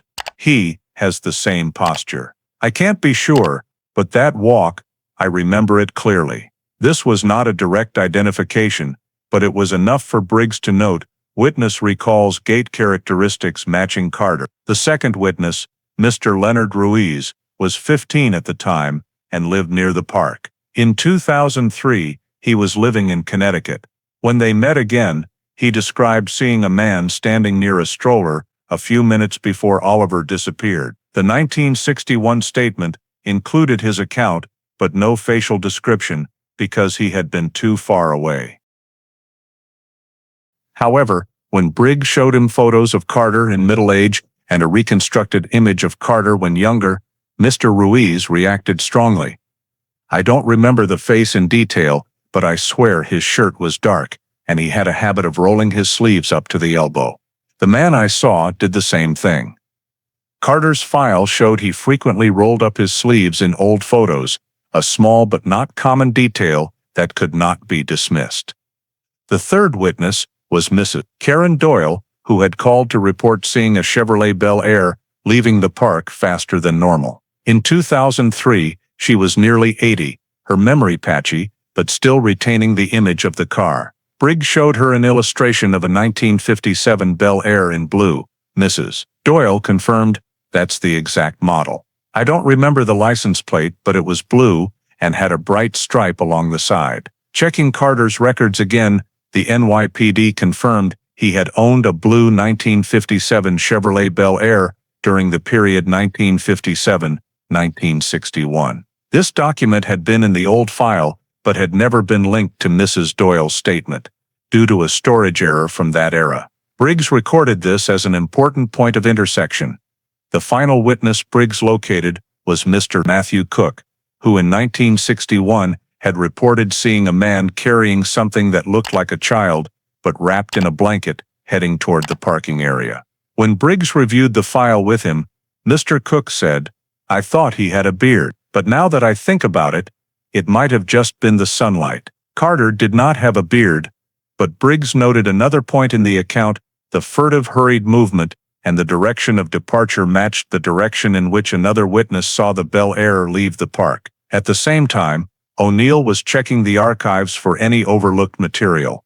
While accessing a secondary storage facility in Queens, where unofficial copies were kept before digitization, he found a worn folder containing a handwritten statement that did not appear in the main file. The statement recorded the account of a homeless man who had slept in the park the night before Oliver disappeared. The man said he had seen a middle-aged man observing the playground area from a distance, leaning against a large tree. The preliminary description of hair and build could not be confirmed as Carter, but the key point was that the location the witness described matched the position Briggs had determined Carter occupied based on the spatial reconstruction of the crime scene. Though the document lacked legal weight due to its informal recording and the unidentified source, Briggs considered it background data reinforcing the behavioral pattern. After compiling all the new evidence, Briggs concluded that no witness provided a direct identification of Carter at the park, but the four contributed to a strong indirect structure: gait, habit of rolling up sleeves, direction of departure from the scene, the blue Bel Air, and distant observation behavior. All of it matched Carter's known profile. The conclusion of this review phase was entered into the 2003 cold case report. No witness directly confirms Carter at the park, but indirect evidence from the four re-examined witnesses indicates a high probability that Carter was present at the scene at the time Oliver Thompson was abducted. This stage of the investigation closed with greater clarity than ever before. The gaps from 1961 were not completely filled, but the framework of truth had become solid enough to conclude that Franklin Carter had almost certainly been at the park that day and had taken Oliver. Following the initial meetings with relatives and the additional family data collection, the next phase of rebuilding Oliver's life began, re-establishing family relationships in a natural, step-by-step sequence to create a lasting emotional foundation for both him and Margaret after 42 years of separation. The NYPD and the psychological counseling team continued to closely monitor this process because although the reunion had taken place, the most difficult part was integrating into a family structure that Oliver had no direct memories of. To start, experts recommended that Oliver reconnect with the family in an order corresponding to his emotional circles, beginning with his mother, then close relatives, and finally more distant ones. Margaret was the starting point, though their relationship could not revert to the mother and 2-year-old son state she had preserved in her heart. Oliver and Margaret began with short conversations, 30-45 minutes once a week, mostly about the present, Oliver's life in Syracuse, his job, his wife and children, and everyday habits. The psychologist instructed Margaret to avoid questions aimed at stirring childhood memories, as that could pressure Oliver. Instead, she tried to build a new relationship with him as an adult, a man she loved but had to learn to understand from scratch. In later sessions, the conversations lengthened and more sensitive topics gradually emerged: Oliver's feelings about growing up with Carter, his suspicions about his identity, and moments of loneliness he felt without knowing why. Margaret listened without interrupting or trying to explain, simply acknowledging the truth: "I wish you hadn't had to go through all that." This helped Oliver feel that the gap between them was not something he had to make up for, but something they were crossing together. From this central relationship, Oliver gradually moved to the next step, reintegrating into the extended family structure. Meetings were arranged in small groups, dinner with two aunts, a short trip to the cemetery where his father, Daniel Thompson, was buried, and coffee with cousins. These encounters allowed Oliver to experience family history, not through personal memories, but through stories and direct observation. Each relative shared a small piece of the story, but no one expected him to respond with a matching memory. They treated him as a returning member, not a child to be reclaimed. This gave Oliver a sense of safety. He was not required to become the old person, but was welcomed as his current self. During this process, differences in memory, emotional perception, and pace became evident. Oliver, shaped by a psychologically isolated upbringing, needed time to absorb the intense emotions from the family. In contrast, Margaret and the relatives had carried memories and grief for 42 years, so they often overflowed with feeling whenever they saw him. The counseling team called this generational emotional misalignment, a common challenge in long-term missing person reunions.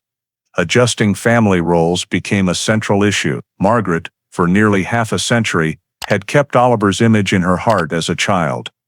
Now she had to learn to see him as a grown man with his own autonomy and privacy boundaries. At first, she tended to overcare, constantly preparing gifts, checking in multiple times a day, worrying when Oliver did not call back immediately. The psychologist gently intervened, guiding Margaret to shift from the love of a mother who lost her child to the love of a mother accompanying her adult son. Margaret listened, adjusted, and gradually learned to give Oliver space. On the other side, Oliver had to learn to step into the role of son, a role he had no memory of and was unfamiliar with. He felt guilty for not knowing how to reciprocate Margaret's affection or for not feeling the familiarity she hoped for. However, the counseling team emphasized, this new relationship is not a continuation of the past, but a beginning in the present.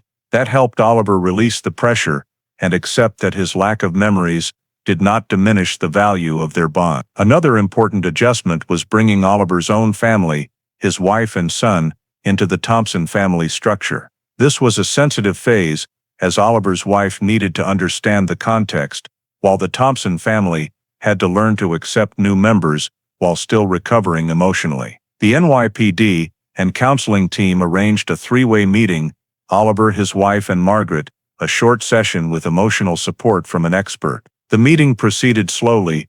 Margaret tried to restrain her emotions so as not to overwhelm Oliver's wife, while his wife tried to understand Margaret's complex feelings without feeling displaced. After several such sessions, the relationship between the two families began to stabilize and develop a natural rhythm.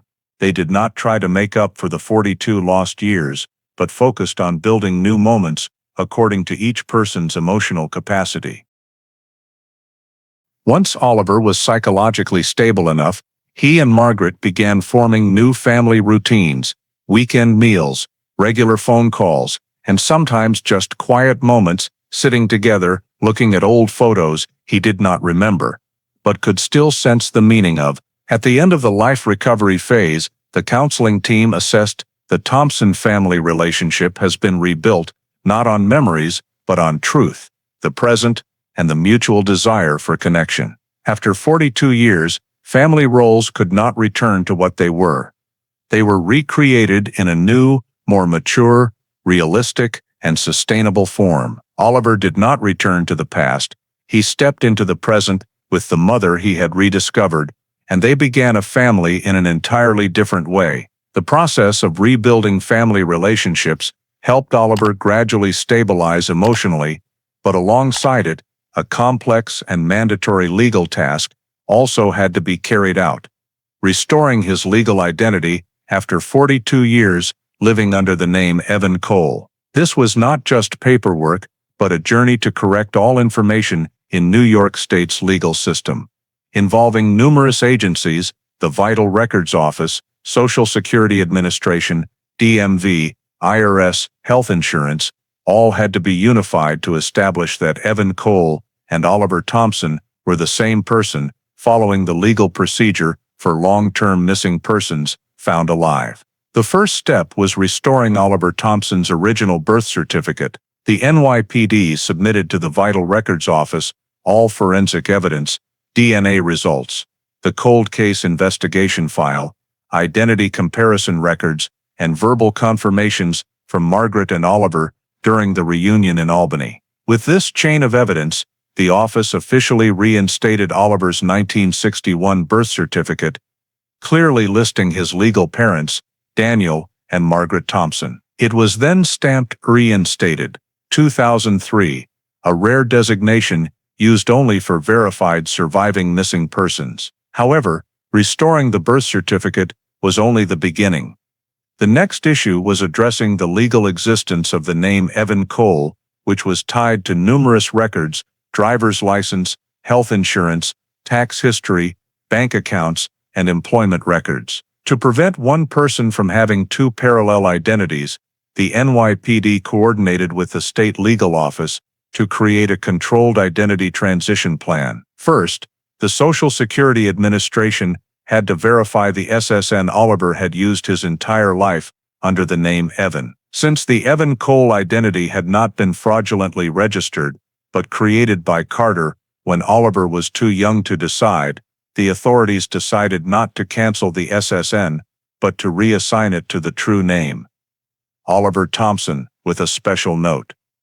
Reassigned due to corrected identity of missing person recovered. This ensured that Oliver's benefits, medical history, and employment record remained uninterrupted and free of legal risk. Next came the driver's license. The DMV required Oliver to appear in person for a new photo and to sign a rare form, the Identity Reconciliation Form. This document is used for individuals whose identity is corrected by court order, typically seen in cases of adoption paperwork errors or identity mix-ups from the 1940s, 1960s. The DMV revoked the license under Evan Cole, archived the old one in historical records, and issued a new license under Oliver Thompson, retaining the same vehicle ID number to preserve driving history. A greater challenge was adjusting tax records. The IRS had to confirm that over the years, Oliver had not committed tax evasion or identity fraud, but had simply used an identity created by an unlawful guardian. With direct intervention from the state legal office, the IRS agreed to merge the entire tax history of Evan Cole into Oliver Thompson without penalties or prosecution. This was seen as a humane decision, but also grounded in clear legal basis. A victim cannot be punished for actions beyond their control. The health insurance system made similar adjustments, requiring Oliver's medical records to be consolidated into a single file. This caused hospitals and facilities where he had been treated to update simultaneously, but it also helped medical staff better understand his condition, especially the early years affected by isolation. On the social side, the final requirement was merging the identity in basic documents, bank accounts, employment contracts, his son's school records, and family insurance. Oliver had to present the new identity verification documents along with a statewide legal declaration issued by the NYPD confirming that the two names referred to one person. Some agencies initially struggled with this unusual case, but upon receiving the vital records documents and DNA results, they quickly accepted and updated the records. Throughout the process, the top priority was ensuring no harm to Oliver's stable life under the name Evan. The NYPD and legal specialists therefore chose a soft transition path. Instead of requiring him to immediately abandon the old identity, they created a several-month transitional period, allowing parallel use of both sets of documents for certain services before fully switching to the new identity.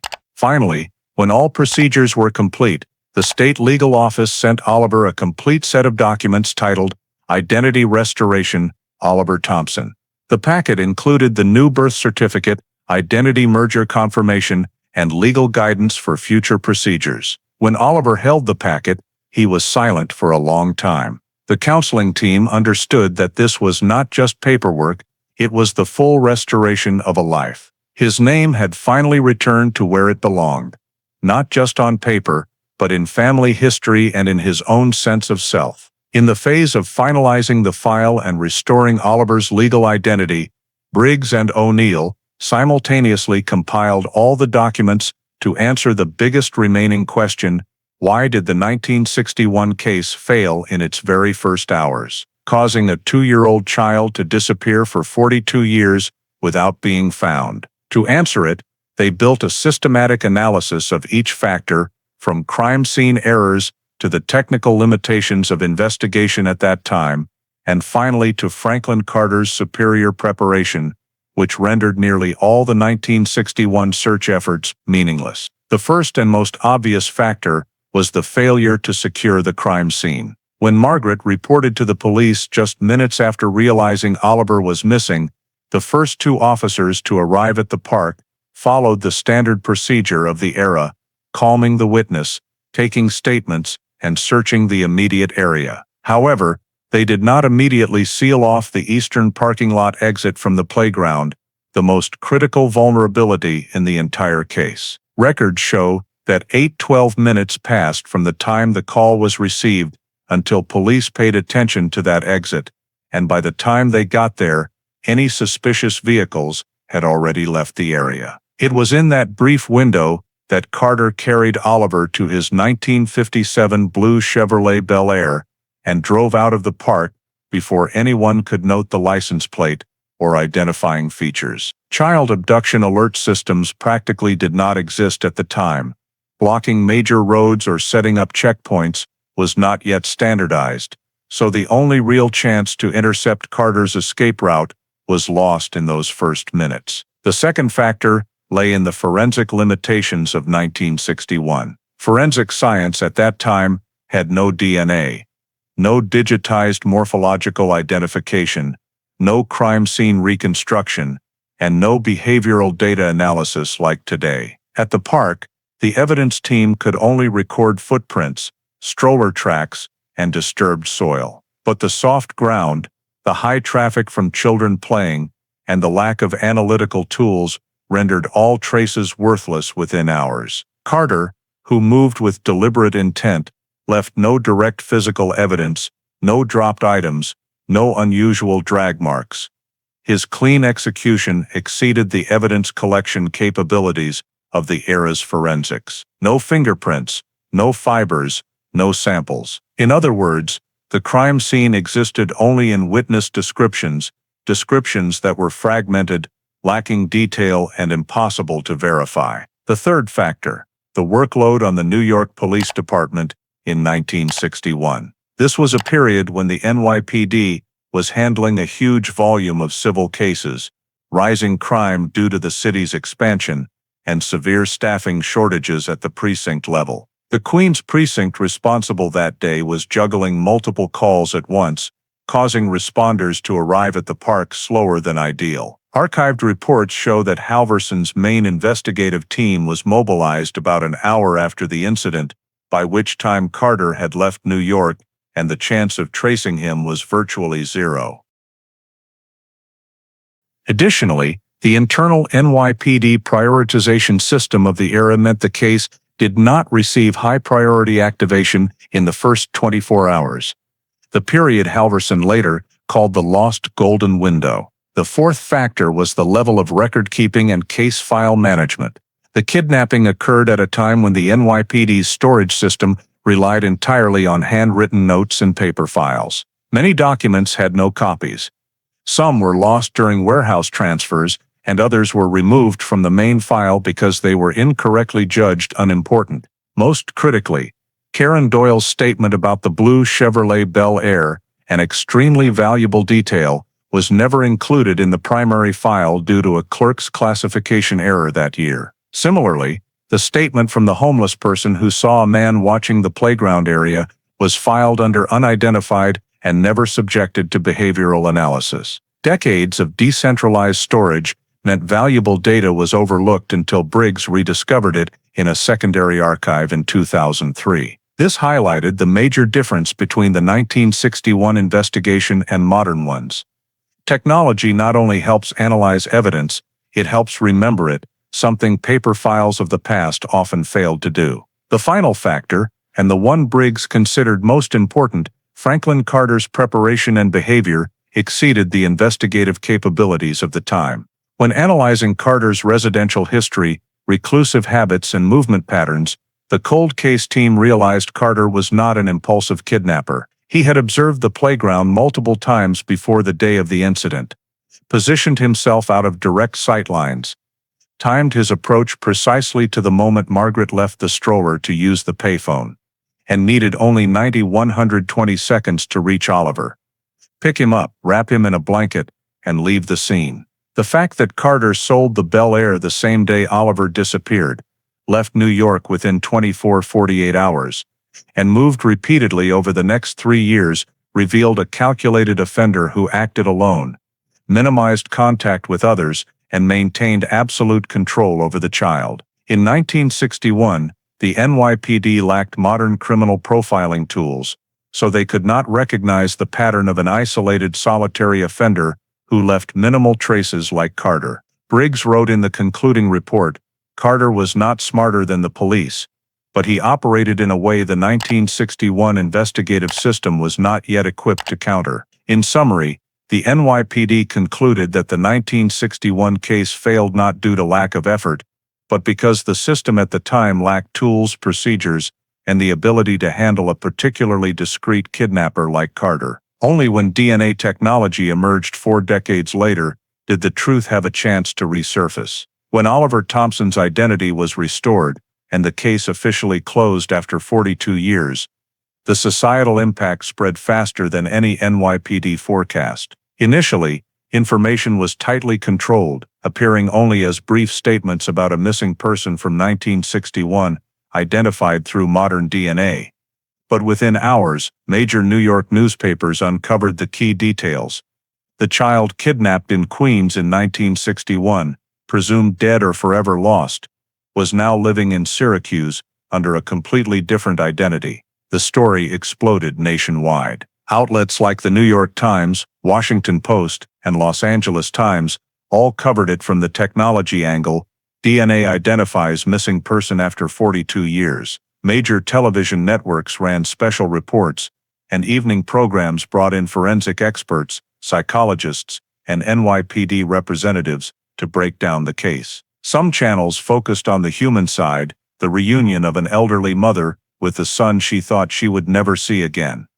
Others discussed the 1961 investigative failures and the dramatic advances in modern forensics. Within days, the Oliver Thompson story became the centerpiece of discussions about the power of DNA in solving time-displaced cases. However, the biggest consequence did not come from the media, but from families across America who had been living with the pain of losing children or loved ones decades earlier. Hotlines at the NCIC recorded a 400% spike in calls within 4 days, mostly families requesting to submit DNA samples to the National Missing Persons Identification System.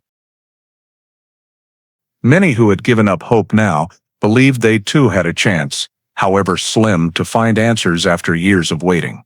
Among them were families who lost children in the 1970s, 1980s, and even the 1950s, people who had abandoned hope because the systems of their time lacked comparison tools. Nonprofit organizations supporting missing persons families reported triple the usual registration volume. Some families not only requested DNA testing, but contacted the NYPD for advice on reopening or reviewing old files. This was a chain reaction unlike anything seen before. The societal impact reached law enforcement agencies nationwide. Cold case units in multiple states began re-examining old missing persons files in storage. Some decided to scan all pre-1985 child disappearance cases for potential DNA matches.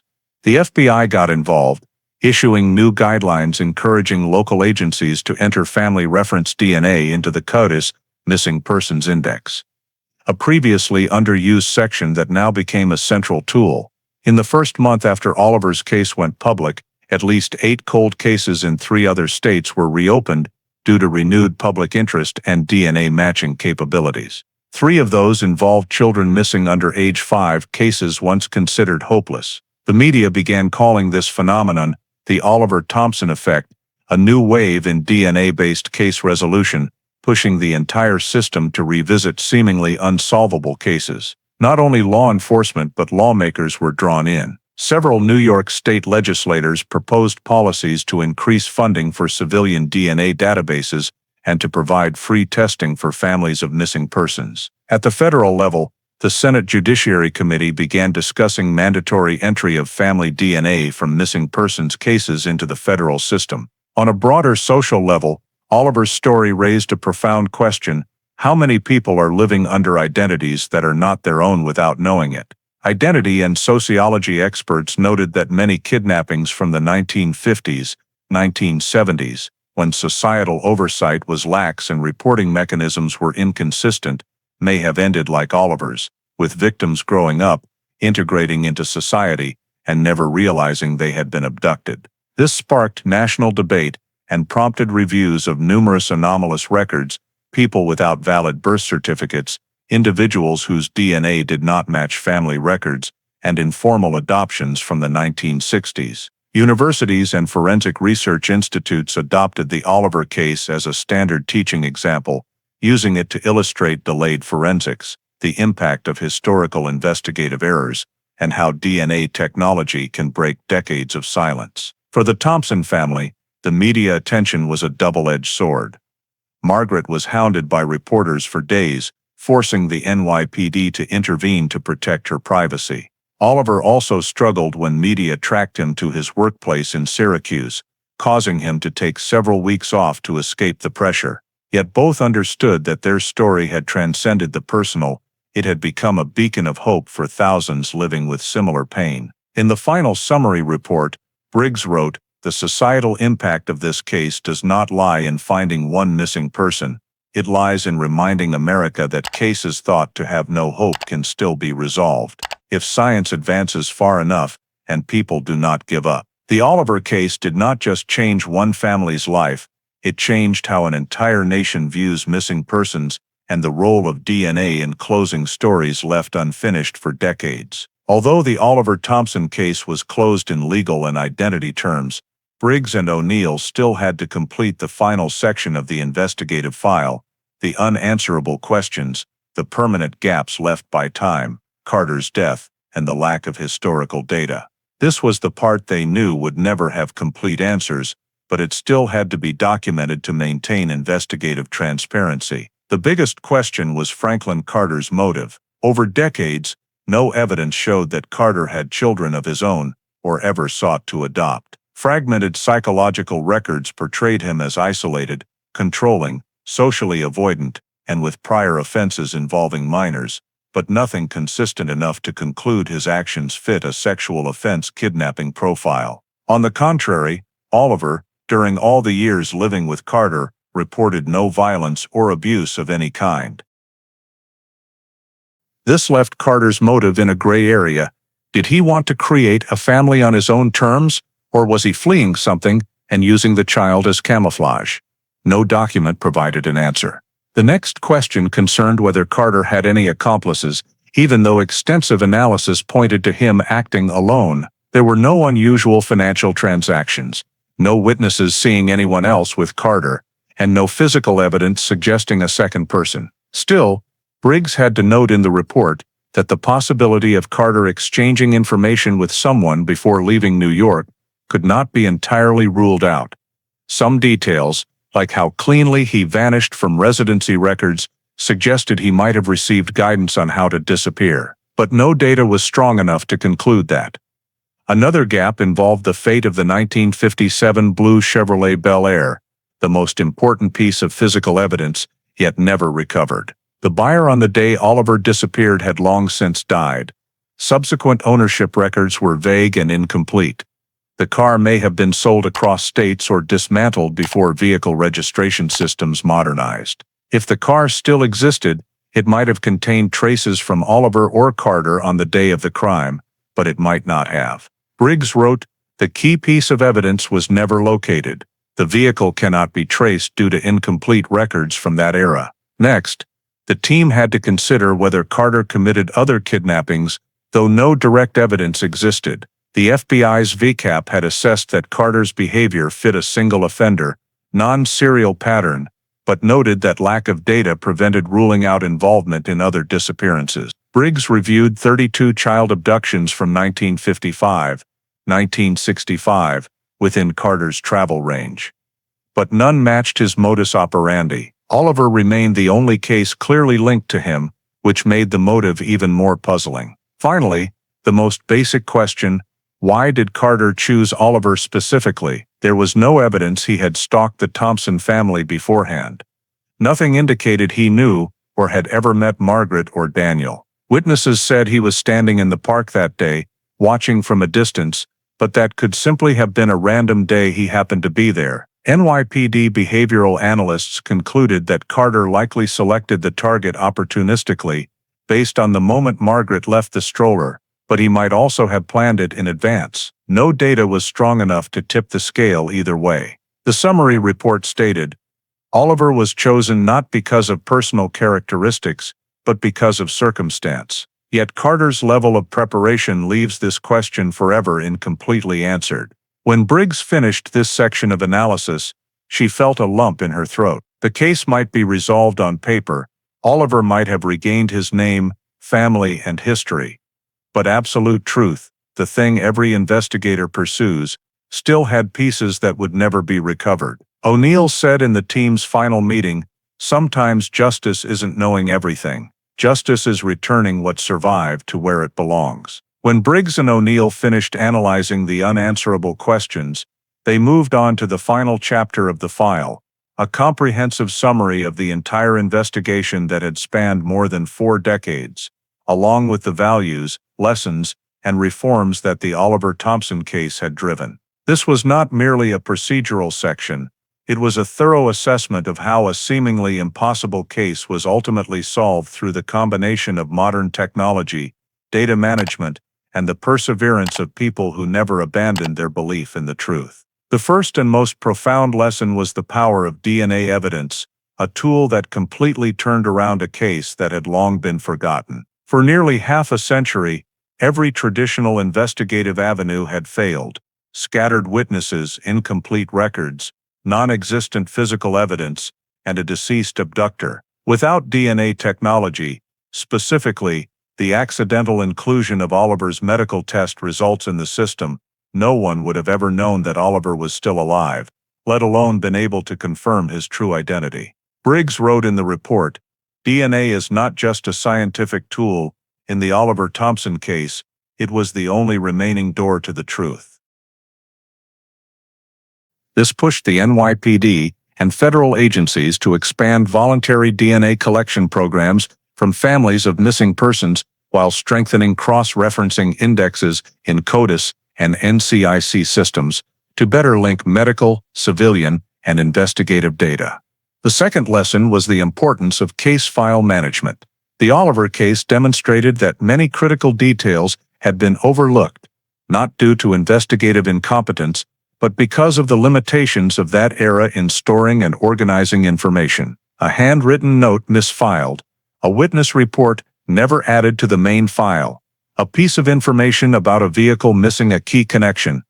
All of these fragmented the picture of the truth into disconnected pieces for decades. When Briggs located misplaced documents in a secondary storage room, and when Halverson's minor notes were reanalyzed using modern techniques, it became clear evidence that a good archival system can revive cases thought to be dead. Following the case, the NYPD launched a full digitization program for all files prior to 1985 and established a multi-copy storage protocol to prevent documents from being lost during transfers or reclassification. The third lesson came from examining the investigative system over time. In 1961, the NYPD lacked the ability to rapidly mobilize forces, had no standardized area lockdown procedures like today's Amber Alert, and no behavioral analysis based on profiling. The Oliver case showed that the gaps in procedures of that era, though unavoidable at the time, created an opportunity for someone like Carter to succeed. After the case was made public in 2003, the NYPD and FBI held in-depth workshops to re-evaluate protocols for missing children, especially in the first 30 minutes, now known as the critical response window. Agencies also agreed that child abductions in public settings must immediately be classified as high risk, with all exits blocked within a minimum 2-mile radius, a strict standard that simply did not exist in 1961. The fourth lesson concerned behavioral investigation and the capabilities of individual offenders. The Oliver case proved that a solitary, calculated person who avoided social interaction and did not repeat a crime pattern could evade the old investigative system. This drove the development of behavioral profiling in police academies to avoid missing offenders who do not fit typical criminal molds. The FBI added a new behavioral subcategory: isolated opportunistic abductors, kidnappers who act on a single opportunity, with no clear prior history and no recurring cycle. Carter became a classic example in this field. The fifth lesson was the value of perseverance in cold cases. Without the efforts of people like Halverson, who meticulously documented everything despite knowing the case was stalled, the 1971 cold case unit members, who preserved every page even without a clear direction, and Briggs, who patiently reassembled the pieces using modern technology, the case could never have been revived. Cold cases are not dead cases. Sometimes they are simply waiting for a new tool or a fresh perspective to unlock themselves. The final and most humanistic lesson: a case is not only about the perpetrator, but also about the victim and their family. After 42 years, Oliver returned not to prove Carter's guilt, but to reclaim his identity, history, and family. The case did not close with an arrest or trial, but with the rebuilding of a life, something no traditional investigative process could have foreseen. For the NYPD, the Oliver Thompson case was not just a solved case. It was proof of the intersection between technology, persistence, and the never-extinguishing human hope. As he closed the file, Briggs wrote the final line: "The case is concluded at the legal and investigative level, but its value continues to live on in every new procedure, every reopened file, and every family given a chance they did not have in 1961. The case was stamped as solved, recovered living victim, and New York's cold case system recorded one more miracle, not only because the truth was found, but because that truth saved a life." The story of Oliver Thompson, the child abducted in 1961 and found only after 42 years, is not just a solved criminal case. It also reflects many issues that still exist in American life today: the fragility of community safety, the limits of the legal system, and the importance of modern technology in protecting citizens. In the story, one small but fatal mistake, the NYPD's failure to promptly block the parking lot exit, gave Franklin Carter the opportunity to take Oliver out of Flushing Meadows Park in just minutes. This reminds us that complacency or a single second of inattention can completely change a family's life. For American parents today, especially in crowded cities, the lesson is clear: never let young children out of sight, even for a moment, and recognize that public spaces, parks, malls, parking lots, still carry risks. The story also underscores the vital role of technology, especially DNA. Oliver was found only because he took a genetic test for his son, an everyday medical procedure in today's America.